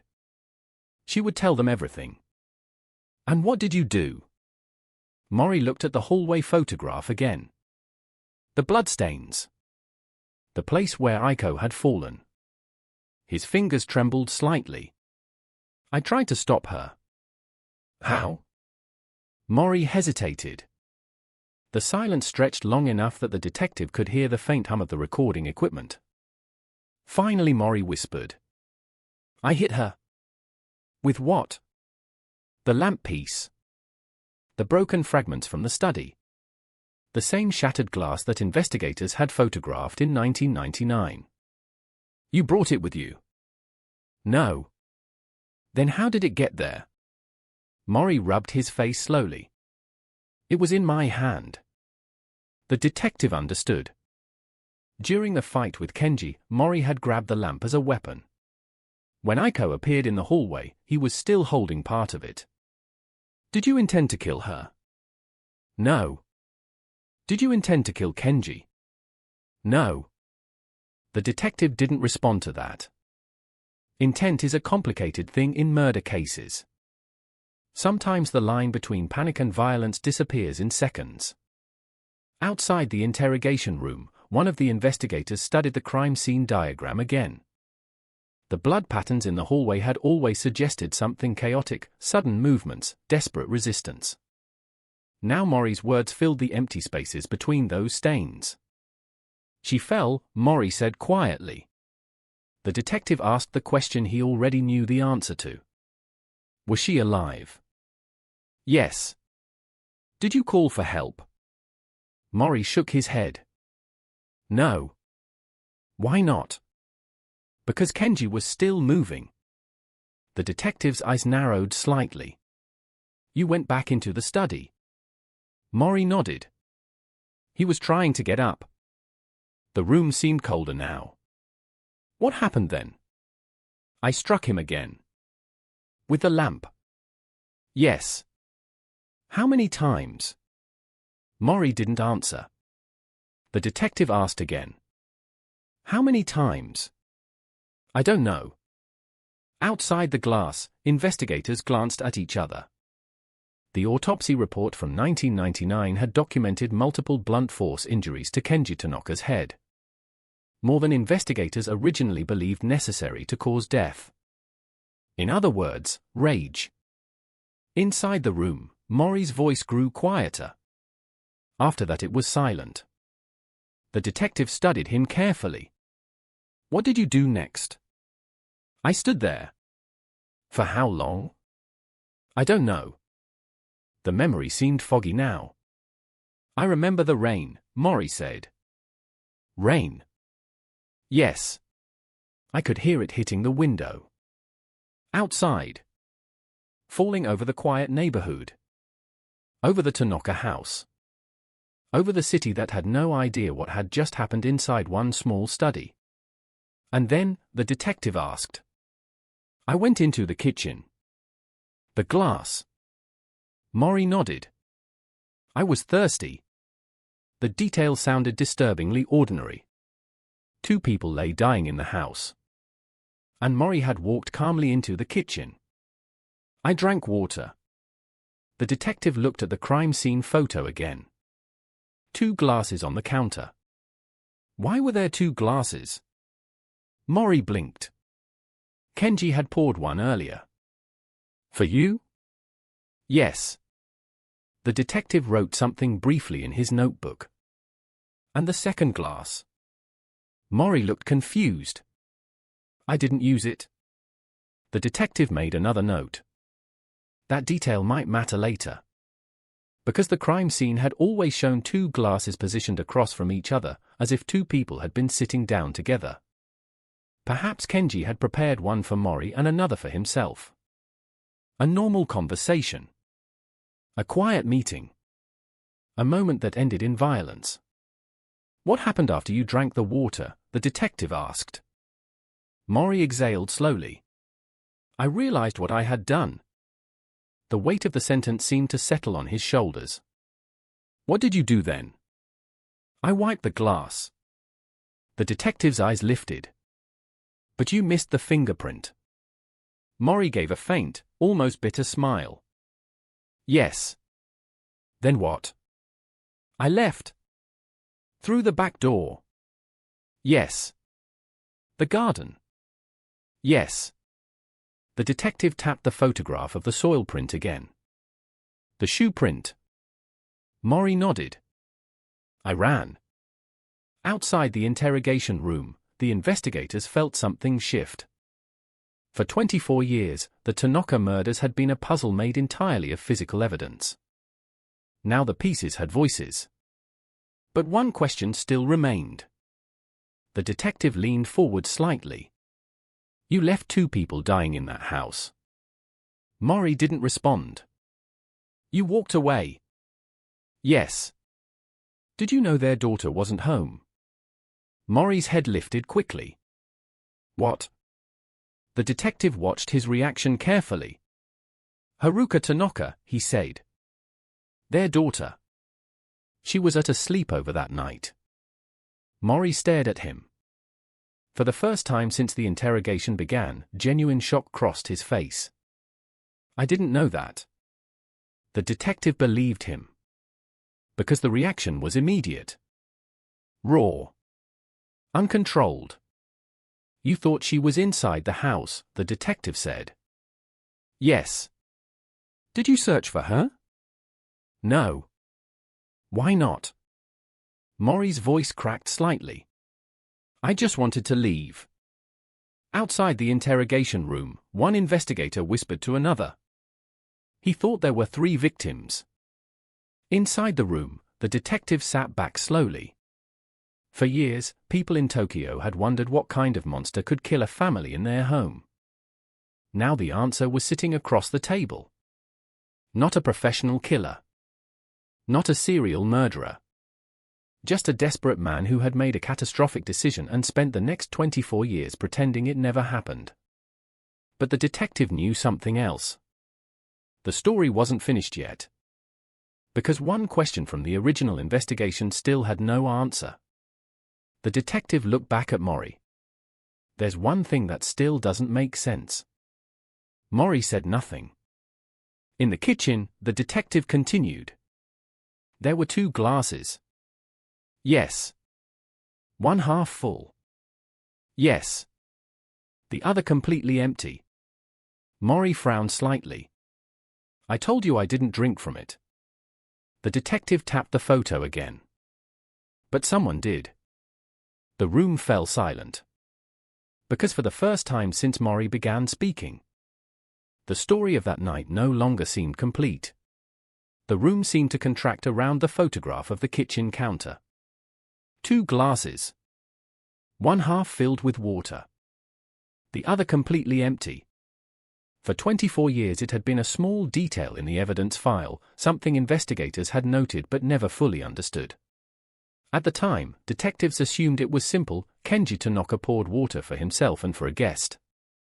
Now the guest was sitting across the table. And he was insisting he had only used 1 glass. The detective tapped the photograph lightly. "You're sure you didn't drink from this one?" Mori leaned forward and studied the image again. The empty glass stood slightly farther from the sink, positioned opposite the one that still contained water. "No," Mori said. "I only drank once." The detective watched him carefully. "Did Kenji drink from it?" "I don't know." "You said he poured 2 glasses." "Yes." "Before the argument?" "Yes." "So he might have." Mori shrugged faintly. "Maybe." But the detective wasn't convinced. In the original crime scene report, the half-filled glass had been identified as Kenji Tanaka's. His fingerprints were clearly present on the rim. The empty glass had Mori's fingerprint. But something about that arrangement never quite made sense. If Mori had used the empty glass, why wipe it? And if he wiped it, why was his fingerprint still there? The detective slid another photograph across the table. A closer forensic image of the empty glass. Highlighted under magnification. 2 partial fingerprints. One belonged to Mori. The other had never been identified. "Do you see this?" the detective asked. Mori leaned closer. His brow furrowed slightly. "That second print was never matched to anyone in the Tanaka family," the detective continued. Mori said nothing. "For 24 years we assumed it was contamination." Still silence. "But now we know your fingerprint was there too." Mori slowly sat back in his chair. "I don't know whose print that is." The detective believed that part. Because Mori's confusion seemed genuine. Outside the one-way glass, the investigative team was already discussing the possibility that had been lurking in the case file for decades. A third person.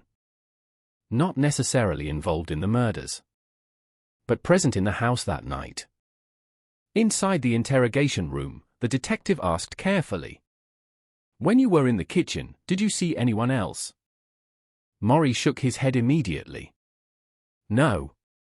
"Did you hear anyone?" "No." "You're certain?" "Yes." The detective studied him. "You said you thought the Tanaka's daughter might be in the house." "Yes." "But you didn't search for her?" "No." "Did you hear a child's voice?" "No." The detective paused. Then he asked the question that had begun to form in the investigators' minds. "Was anyone else supposed to meet Kenji that night?" Mori hesitated. "I don't know." "You never discussed it?" "No." "Did Kenji seem nervous before the argument?" Mori thought for a moment. "Yes." "How?" He kept looking at his watch.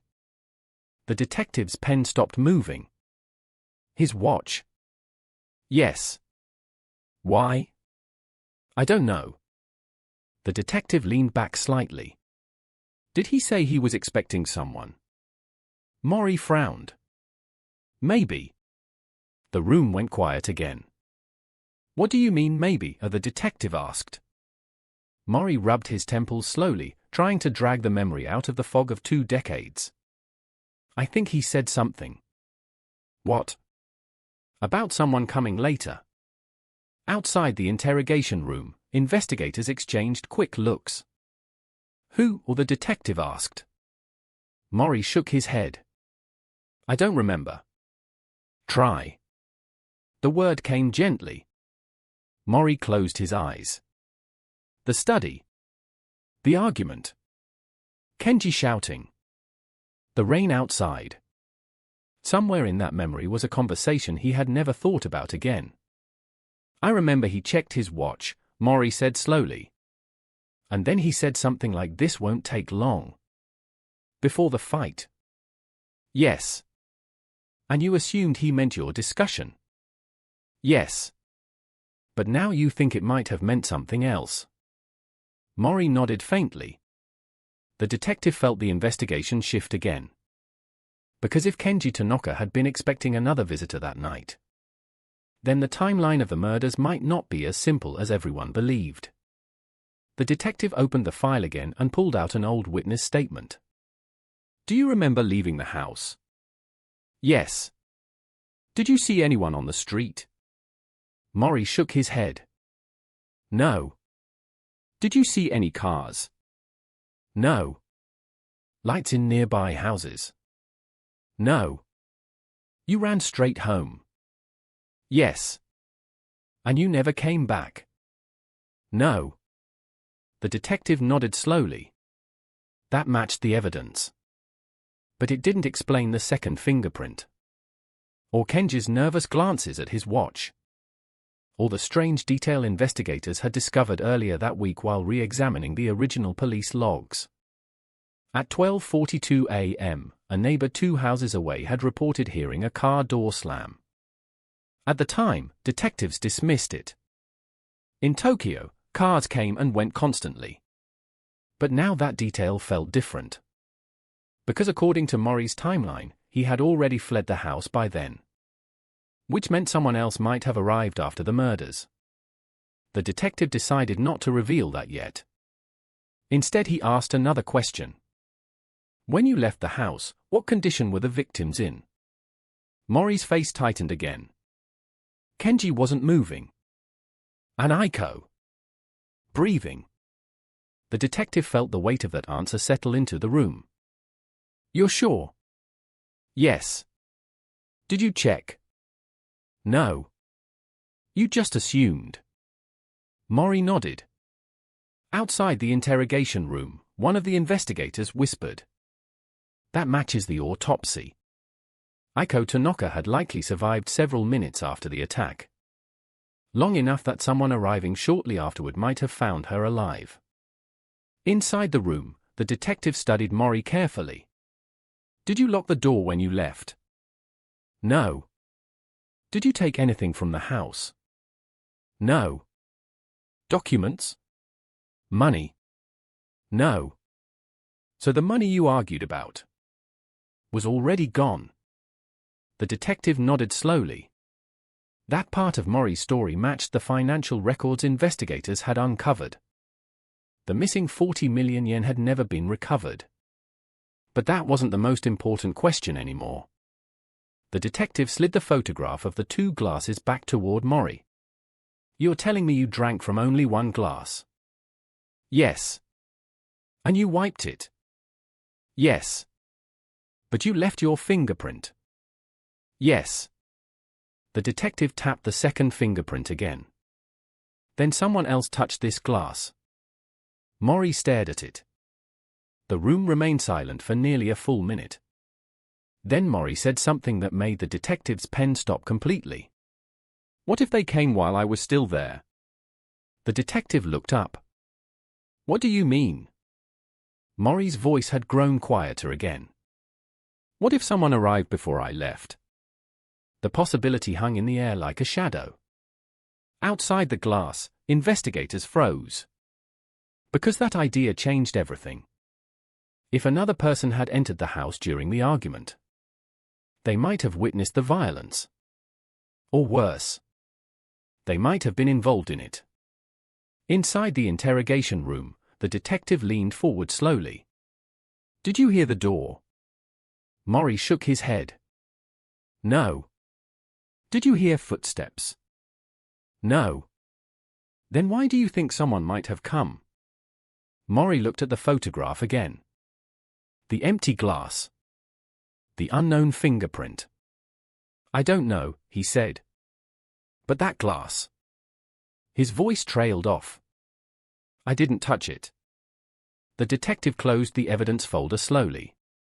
Because for the first time since the confession began, the case had become something else again. What started as a simple cold case murder was now pointing toward a possibility investigators had never fully explored. That on the night Kenji and Aiko Tanaka died, someone else might have been standing inside that house. For years, the Tanaka murders had been studied as a closed environment. 2 victims. 1 house. 1 unknown killer. The forensic diagrams from 1999 treated the scene like a sealed container. The assumption was simple: whoever entered that house committed the crime and then disappeared into the Tokyo night. Now, sitting in the interrogation room more than 2 decades later, Satoshi Mori had shattered that assumption. The possibility of a third presence had quietly returned. And with it, the case shifted again. Inside the observation room, the investigative team spoke in hushed voices while replaying the recorded interview from minutes earlier. "What if he's right?" one officer said. Another detective crossed his arms. Or what if he's trying to spread responsibility? Both possibilities were real. Confessing suspects sometimes invent imaginary witnesses, ghosts in the room, to dilute their guilt. But the problem was the evidence. The second fingerprint on the glass. The neighbor's statement about a car door at 12:42 a.m. And the small but persistent detail that Kenji Tanaka had kept checking his watch that night. Someone might have been expected. Inside the interrogation room, the detective reopened the evidence file. "We're going to walk through the timeline again," he said calmly. Mori nodded slowly. The detective placed a blank sheet of paper between them. "Start when you arrived at the house." "About 11:30, Mori said. "You're sure?" "Yes." "How?" "I checked the train schedule earlier that day." The detective wrote the time down. Kenji opened the door. "Yes." "Was Aiko there?" "I didn't see her."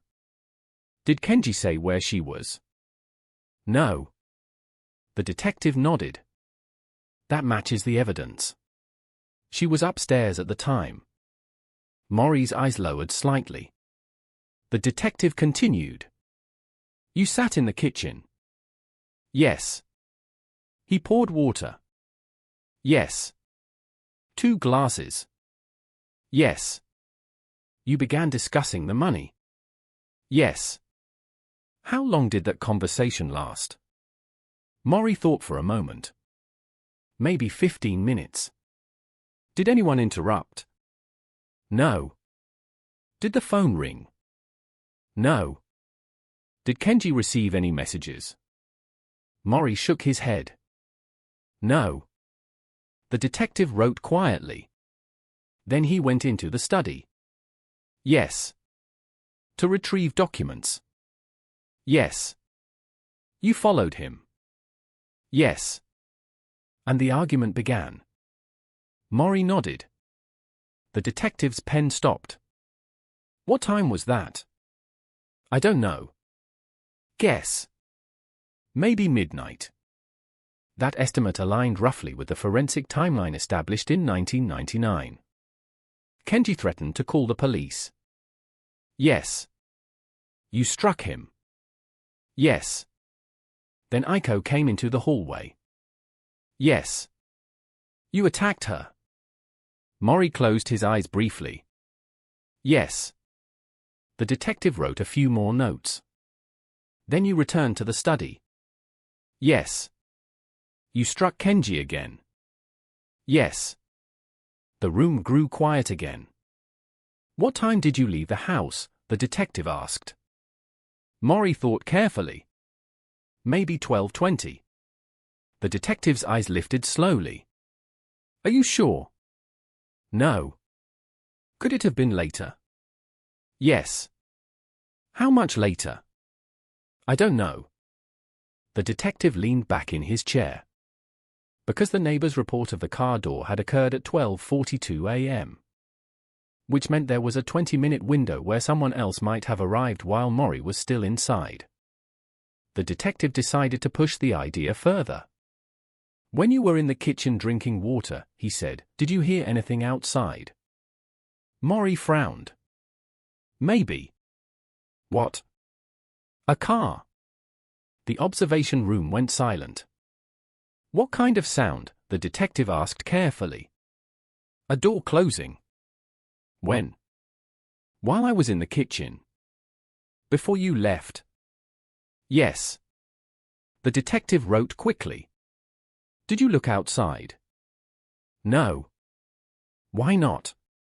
I didn't care. Maury's voice sounded hollow. I just wanted to leave. Outside the interrogation room, investigators were already reviewing the original witness statement again.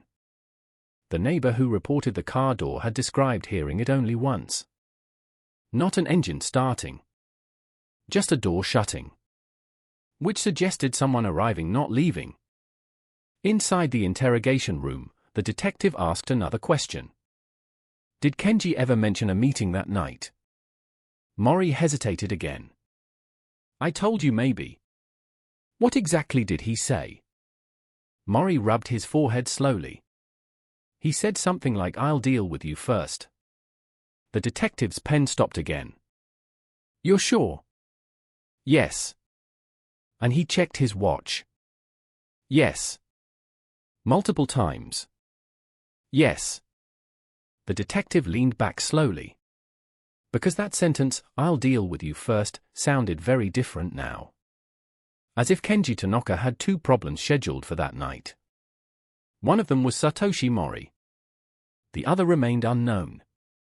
The detective slid another document across the table. A phone log from the Tanaka house. The last outgoing call had been made earlier that evening. But there was something else.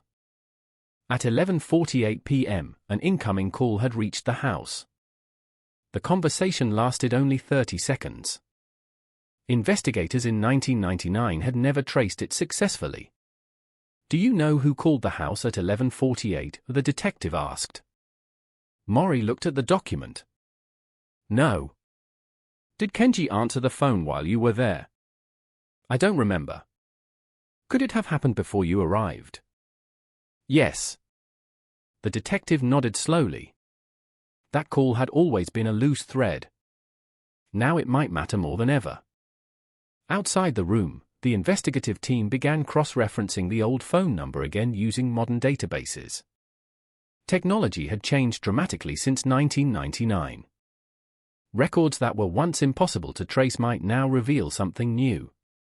Inside the interrogation room, the detective returned to the glasses again. The second fingerprint, he said quietly. Yes. If someone else arrived while you were inside. Mori looked up. They might have touched that glass. The possibility hung heavily in the air. But you never saw them, the detective continued. No. You never heard them enter. No. You never saw them leave. No. Mori's voice trembled slightly now. Are you saying someone else was there? The detective didn't answer immediately. Instead, he closed the folder slowly. Right now, he said, we're saying there's a fingerprint we haven't explained. The truth was more complicated. If a third person had entered the house during those violent minutes, they might have seen everything. They might have panicked and fled. Or they might have done something else entirely. Something investigators had never considered. Because one detail from the original case file had always been difficult to explain. In the hallway, near Aiko Tanaka's body, investigators had found a faint smear of blood that didn't match either victim. In 1999, the sample was too degraded to analyze. But modern forensic techniques had recently extracted a partial DNA profile from it. That profile had never matched Mori. Which meant one thing. Someone else had bled in that house. And if that person had arrived that night expecting to meet Kenji Tanaka, they might still be out there. Somewhere in Tokyo. Carrying a memory of a house filled with rain-soaked silence and violence that ended 2 lives. Back in the interrogation room, Mori stared at the table. His voice barely audible. I thought I was alone. The detective studied him carefully. For 24 years, he said quietly, so did we. Outside, the investigation team began preparing the next step. Because the cold case had finally produced a confession. But it might also have revealed something even more disturbing. The possibility that the night Kenji and Aiko Tanaka died, someone else walked into that house and vanished into the darkness of Tokyo without ever being seen again. The investigation room at Tokyo Metropolitan Police Headquarters had not seen this kind of energy in years. For decades the Tanaka case had lived quietly inside an archive, a stack of fading photographs, forensic reports, and unanswered questions that slowly gathered dust. Now those same documents were spread across 3 long tables, illuminated by bright overhead lights as detectives leaned over them with renewed urgency. The past had finally begun to move. And it was moving in directions no one had expected. Inside the observation room, analysts replayed Mori's statement again. "I heard a car door," his voice echoed through the speakers. The timestamp from the neighbor's old witness report flashed on the screen beside it. 12:42 a.m. The match was unsettling. Because according to Mori's own timeline, he had still been inside the Tanaka house sometime between midnight and 12:30. Which meant one thing was becoming increasingly difficult to ignore. Someone might have arrived while the murders were happening. Or immediately after. Across the room, forensic technicians were examining the partial DNA profile recovered from the blood smear in the hallway. The sample had always been an anomaly. In 1999, investigators couldn't extract enough genetic information to run a reliable analysis. The technology simply wasn't advanced enough. But modern sequencing tools had finally produced a partial profile. Not enough to identify a person directly, but enough to confirm something critical. The DNA did not belong to Kenji Tanaka. It did not belong to Aiko Tanaka. And it did not belong to Satoshi Mori. Which meant there had been another injured person inside that house. Detective Hirose, the lead investigator now overseeing the reopened case, stood quietly at the end of the table studying the old crime scene diagram again. The blood smear in the hallway had always been faint. Almost overlooked. But its location was strange. Not near the victims. Not near the study. Instead it appeared closer to the entrance of the kitchen. A place where someone might have brushed a hand against the wall while moving quickly. Or while fleeing.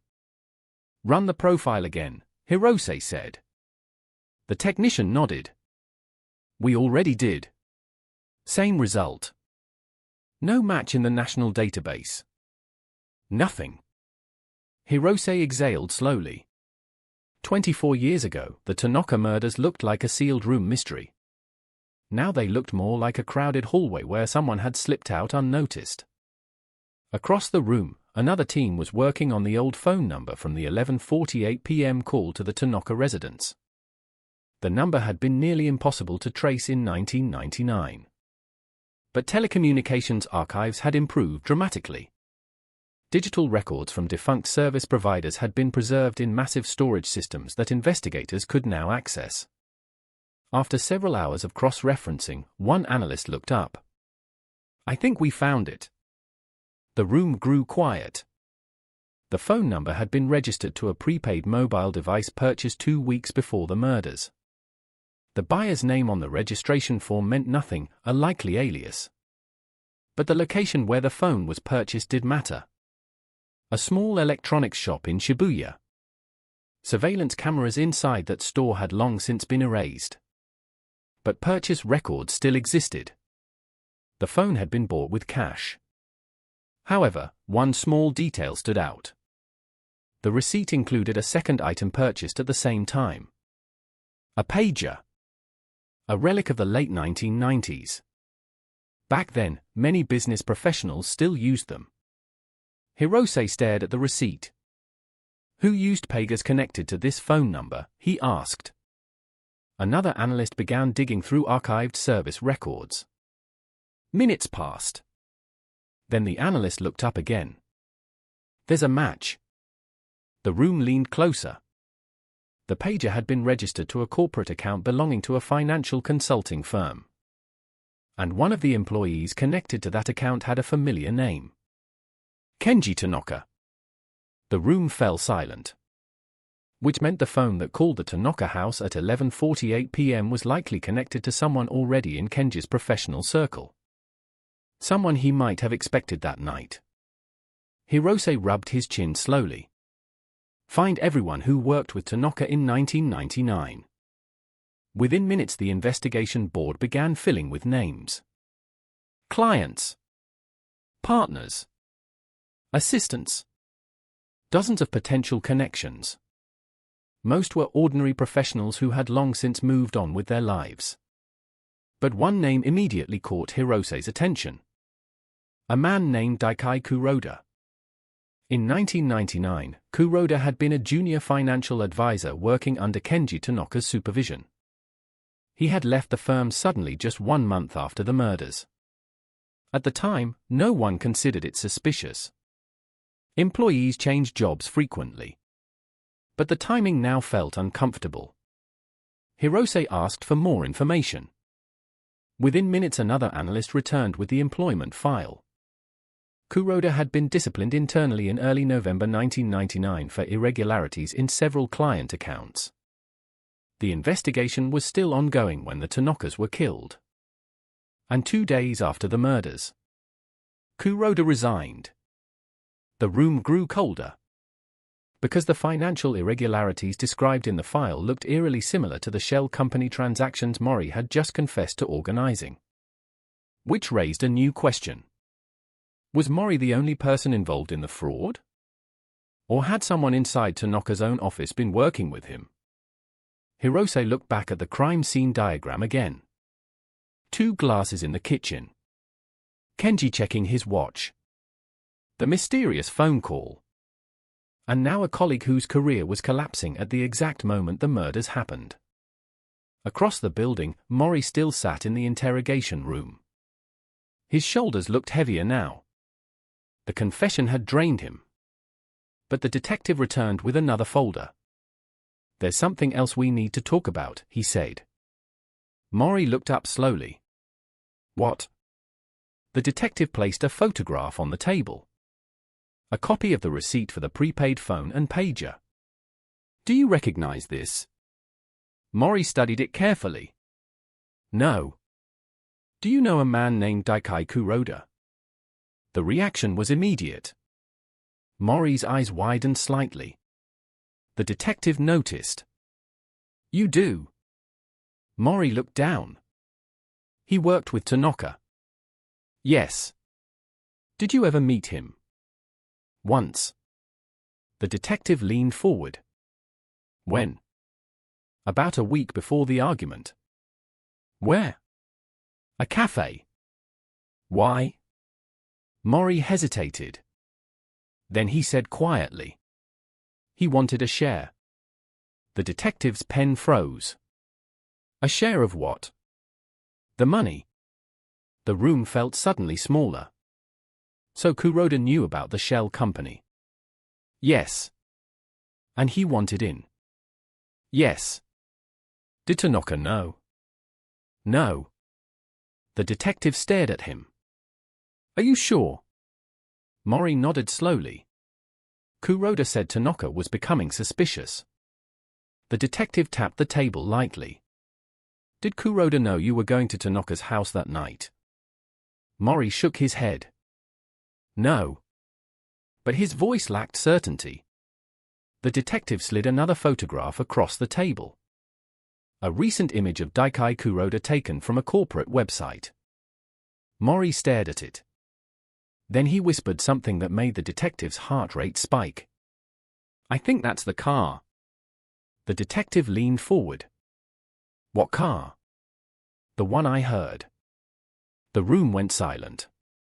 Because suddenly the faint sound Mori had remembered, the car door closing in the rain, might have a face attached to it. And if Daikai Kuroda had arrived at the Tanaka house that night, then the man who thought he had buried a fraud investigation in 1999 might have walked directly into a house where 2 people had just been murdered. And whatever he saw inside might explain the second fingerprint. The unknown blood.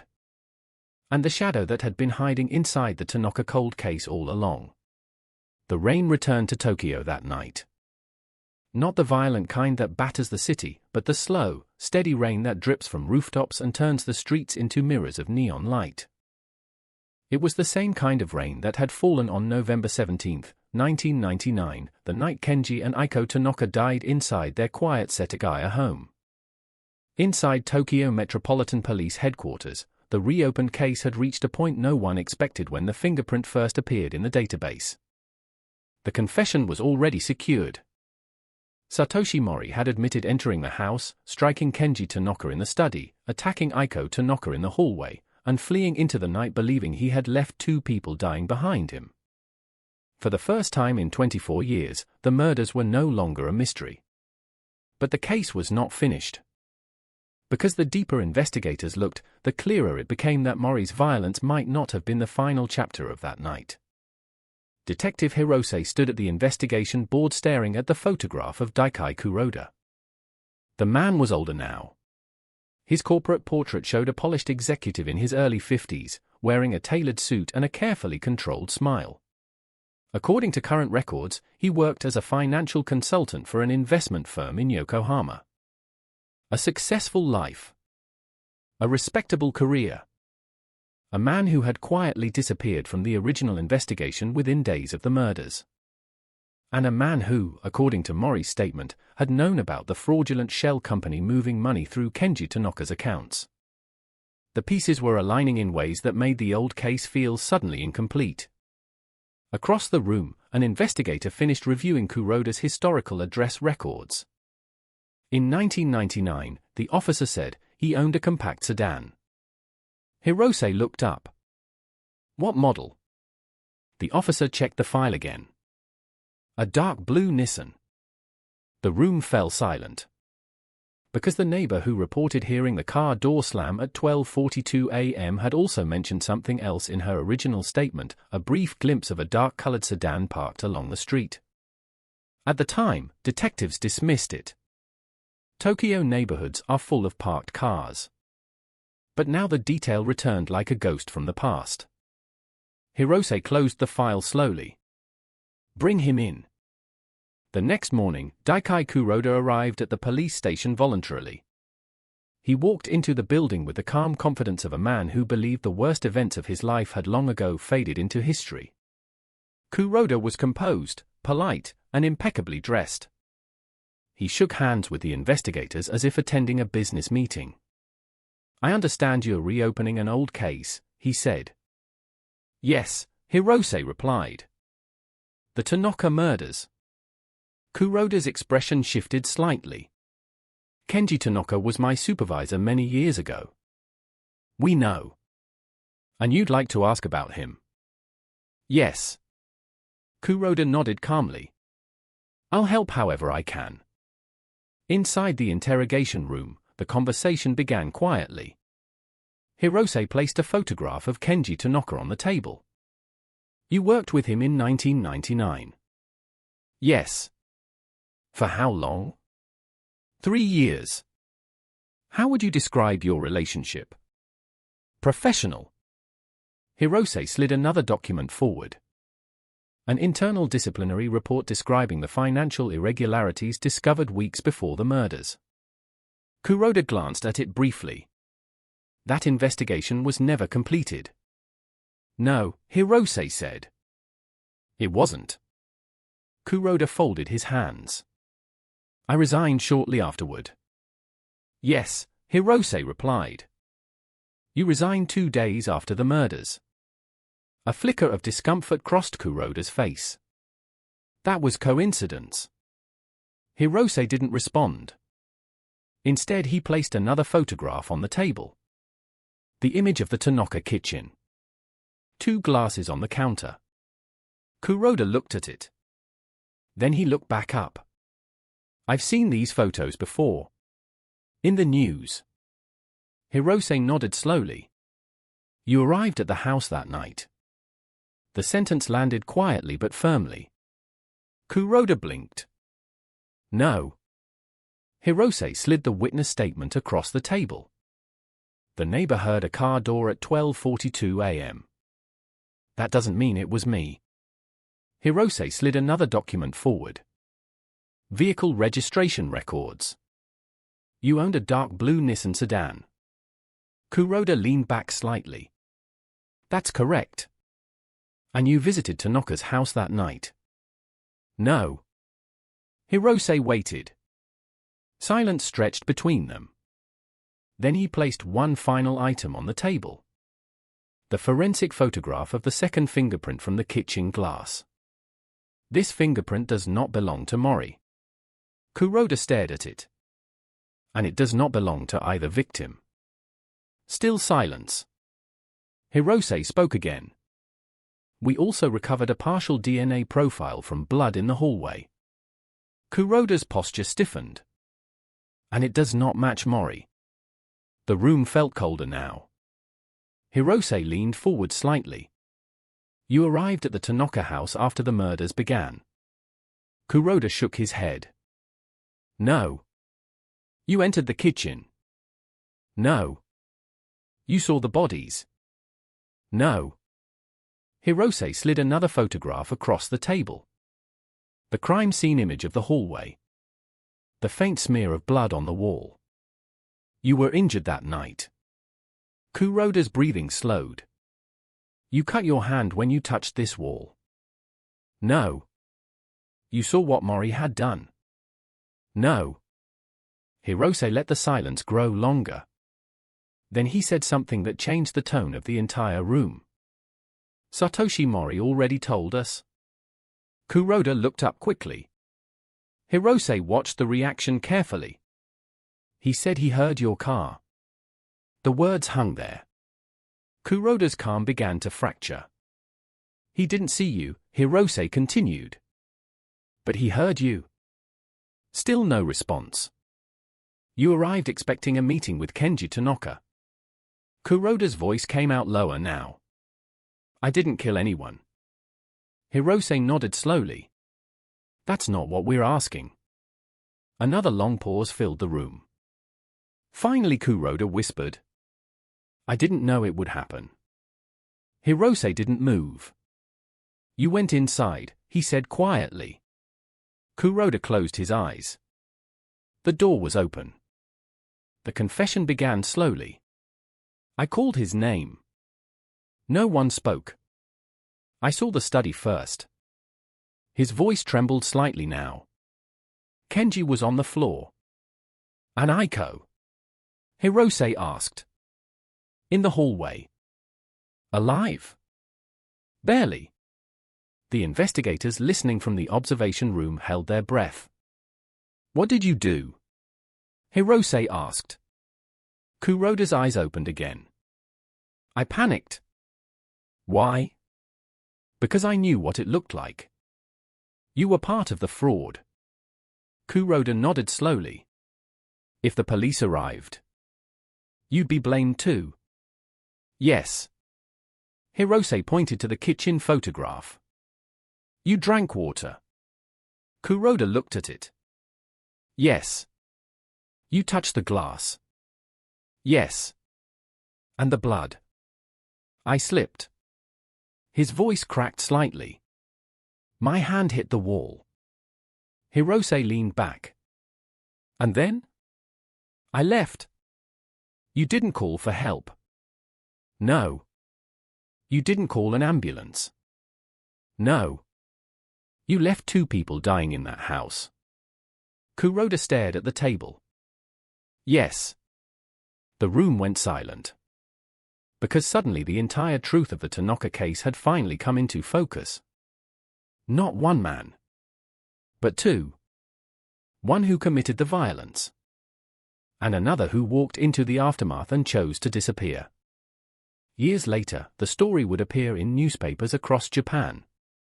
A headline that shocked the city. A cold case resurrected by something as ordinary as a routine database update. A fingerprint. A glass of water. And a night of rain in 1999 that had never truly ended. Kenji Tanaka and Aiko Tanaka were finally given justice. Satoshi Mori was charged with double homicide. Daikai Kuroda faced charges for fraud, obstruction, and failing to report a violent crime. But even after the arrests, something about the case continued to haunt the investigators who had spent years studying it. Because the most chilling part of the story was not the violence. It was the silence that followed. For 24 years, 2 men had walked through Tokyo carrying the memory of that house. One lived quietly in a small apartment, pretending the past had vanished. The other built a career in finance, smiling in corporate photographs while the truth remained locked away. And all the time, the answer had been sitting inside a police archive. A single fingerprint on a glass of water. Waiting patiently for technology and time to catch up. Outside the police headquarters, the rain continued falling over Tokyo. Just like it had on the night everything began. And somewhere in the quiet streets of Setagaya, the house where the Tanokas once lived stood silent again, no longer a mystery, but a reminder that some cold cases never truly disappear. They simply wait. The headlines came first. By sunrise the story had spread across Tokyo, then across the country, with the same kind of stunned disbelief that always follows when a buried truth suddenly resurfaces. For 24 years, the Tanaka murders had been one of those quiet urban mysteries people remembered only vaguely. A tragic story occasionally resurfacing in anniversary news segments, a photograph of a suburban home, a reporter's voice asking the same unanswered question, who did this? Now the answer had arrived all at once. 2 arrests. 2 confessions. 2 men who had walked freely through the city for decades while the past waited patiently for the smallest piece of technology to catch up. Inside Tokyo Metropolitan Police Headquarters, the case files were no longer dusty relics. They were evidence again, catalogued, digitized, and prepared for court. Satoshi Mori's full confession filled dozens of pages. He described the fraud, the confrontation, the argument inside the study, the moment panic turned into violence. His statements matched the forensic record in disturbing detail, the shattered lamp, the blood patterns in the hallway, the broken furniture investigators had photographed back in 1999. There was no longer any doubt about what had happened inside the Tanaka house. Kenji Tanaka died from blunt force trauma inflicted during the struggle in his study. Aiko Tanaka was attacked when she ran into the hallway after hearing the fight. Mori fled through the back garden believing both victims would die. But the case had grown larger than a single act of violence. Daikai Kuroda's statement added the final layer to a night investigators thought they already understood. He admitted driving to the Tanaka house shortly after midnight. He admitted entering through the unlocked front door. He admitted seeing the bodies. And he admitted doing the one thing that sealed his fate for the next 24 years. Nothing. He left. No phone call. No ambulance. No attempt to help the woman still breathing in the hallway. Just silence. And silence, investigators knew, can be as destructive as violence. The forensic reconstruction now made chilling sense. Mori attacked Kenji first. Aiko was injured shortly afterward. Minutes later, Kuroda arrived expecting to meet Tanaka about the financial irregularities threatening his career. Instead, he stepped into a house already filled with blood and chaos. He panicked. He drank water in the kitchen while trying to process what he was seeing. He cut his hand when he slipped against the hallway wall. And then he walked out of the house and into the rain, leaving behind the second fingerprint and the small smear of blood that would remain unexplained for decades. In court filings later prepared by prosecutors, the timeline became brutally clear. 11:30 p.m., Mori arrives at the Tanaka house. Shortly after midnight, the argument begins. Moments later, Kenji Tanaka is fatally attacked. Minutes later, Aiko Tanaka is struck in the hallway. Around 12:40 a.m., Daikai Kuroda arrives. 12:42 a.m., a neighbor hears a car door slam. Within minutes, Kuroda leaves the scene without calling for help. By sunrise, the house sits silent, holding the truth inside its walls while the city begins another ordinary day. For investigators who had worked the case in 1999, the reopening carried a strange emotional weight. Several retired detectives returned to headquarters after hearing the news. One of them, Inspector Masuda, had been among the first officers to enter the Tanaka home that morning 24 years earlier. He stood quietly in the evidence archive looking at the original photographs again. The study. The hallway. The kitchen counter. 2 glasses. I always wondered about that second glass, he murmured. For decades the detail had bothered him. Now it had an explanation, one that revealed just how close investigators had come to the truth without realizing it. Outside the station, reporters gathered in growing numbers. Microphones.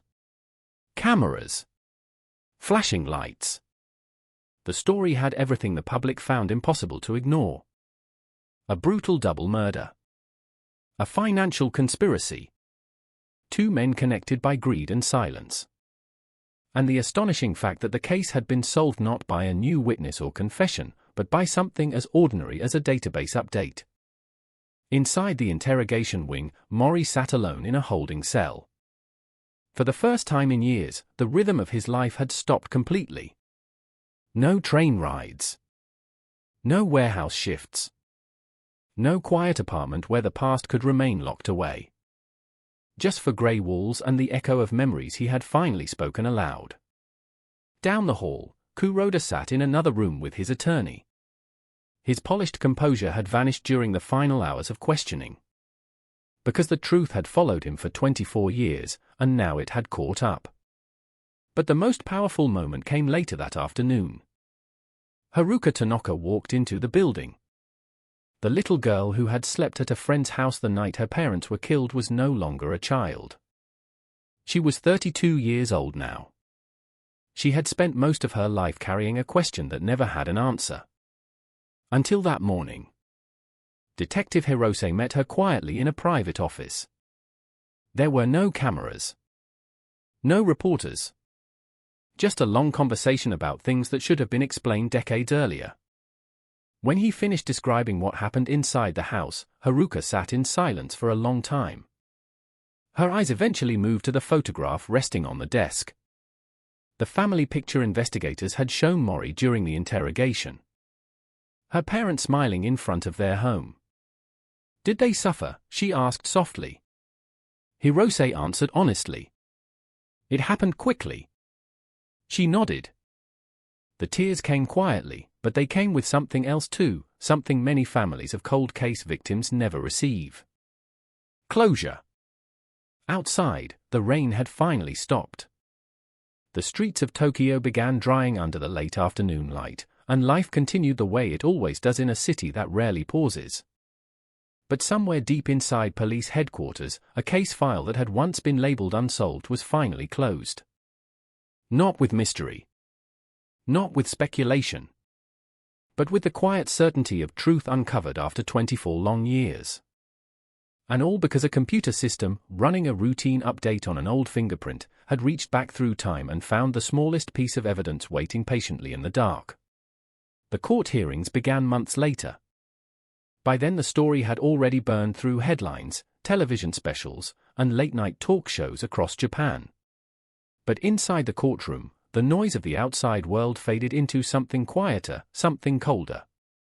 Because here, the events of November 17, 1999 would be rebuilt one final time. Not through speculation. Not through rumor. But through evidence. The prosecution's case against Satoshi Mori was overwhelming. His confession alone was devastating. Every detail matched the original forensic record preserved by investigators decades earlier: the broken lamp in the study, the blood pattern along the hallway wall, the glass of water left half full on the kitchen counter. Even the garden soil print recovered in 1999 matched the worn athletic shoes discovered in the storage box beneath Mori's bed. But prosecutors did something more powerful than simply present the confession. They reconstructed the night. Minute by minute. Photographs from the original crime scene appeared on large monitors inside the courtroom. Jurors studied images that investigators had carried quietly for more than 2 decades. Kenji Tanaka's study. Books scattered across the floor. The shattered lamp base. The hallway where Aiko Tanaka collapsed. And finally the kitchen counter, the strange detail that had once puzzled detectives and now held the final explanation. 2 glasses. 1 fingerprint. Then another. When Maury was asked to stand and confirm his previous statements, his voice barely rose above a whisper. Yes. The courtroom felt heavier with every answer. Across the room, Haruka Tanaka sat silently beside relatives who had helped raise her after the murders. She did not look at Maury. Not once. For Daikai Kuroda, the courtroom carried a different kind of tension. His charges were not murder. But the prosecutors made it clear his actions had consequences just as real. He admitted walking into the house and seeing the victims. He admitted drinking water in the kitchen while processing what he had found. And he admitted leaving without calling for help, even though Aiko Tanaka was still alive when he arrived. The medical examiner's testimony was quiet but devastating. Aiko Tanaka likely survived for several minutes after the attack, the doctor explained. The implication was impossible to ignore. If Kuroda had called an ambulance immediately, there was a possibility, even a small one, that her life might have been saved. The courtroom remained silent as those words settled over the room. For investigators who had carried the case for decades, that moment hurt more than any confession. Because it revealed the cruelest detail of all. The difference between life and death might have been a single phone call that never happened. During cross-examination, Kuroda's attorney tried to frame his client's actions as panic. A young man discovering a violent crime. A frightened employee worried about being blamed. But prosecutors pushed back. You had a phone, the lead prosecutor said calmly. Yes. You had a car. Yes. You had the ability to contact emergency services. Kuroda's voice was quiet. Yes. And you chose not to. The answer took several seconds. Yes. The courtroom remained silent again. Because sometimes the absence of action can be just as powerful as violence itself. When the verdict finally arrived, it felt almost anticlimactic. Satoshi Mori was convicted of double homicide. Daikai Kuroda was convicted of fraud, obstruction of justice, and failure to report a violent crime. But long after the court proceedings ended, the Tanaka case continued echoing through Tokyo in quieter ways. Detectives returned to their normal investigations. Evidence boxes were sealed and archived again. The house in Setagaya remained occupied by a new family who had moved in years earlier, long after the murders faded from neighborhood memory. Life in the city continued as it always does. Fast. Relentless. Uninterrupted. But inside police headquarters, the Tanaka case became something else. A lesson. New recruits in the homicide division studied the investigation as part of their training. Not because it was the most violent case in Tokyo's history, but because it demonstrated something detectives never forget. Time does not erase evidence. It only hides it. For 24 years the answer had been sitting inside a fingerprint database waiting for technology to evolve enough to see it. One update. One comparison. One forgotten piece of glass in a kitchen. And suddenly a mystery that haunted a city was solved. Years later, Detective Hirose occasionally drove through the Setagaya neighborhood during quiet patrols. The Tanaka house looked different now. The garden had been redesigned. The exterior repainted. New bicycles leaned against the fence where police tape once fluttered in the wind. On one such evening, Hirose parked briefly across the street and watched the lights inside the house turn on. A family lived there again. Children's voices echoed faintly through an open window. Life had returned to the place where death once froze time. Hirose sat in the car for a moment, thinking about how easily the truth can disappear inside an ordinary city. Millions of people moving through crowded streets. Millions of stories unfolding behind closed doors. Most of them never intersect. But sometimes, hidden inside the smallest detail, a fingerprint, a phone call, a glass of water left on a kitchen counter, the truth waits patiently. Not forgotten. Just waiting. And somewhere in the quiet systems of a police database, thousands of other fingerprints still sit in the dark. Cold cases. Unanswered questions. Silent witnesses to crimes that happened years ago. Waiting for the day when something small, a routine update, a new piece of technology, a detective who refuses to let go, finally brings the past back into the light. Because the Tanaka case proved something investigators know better than anyone else.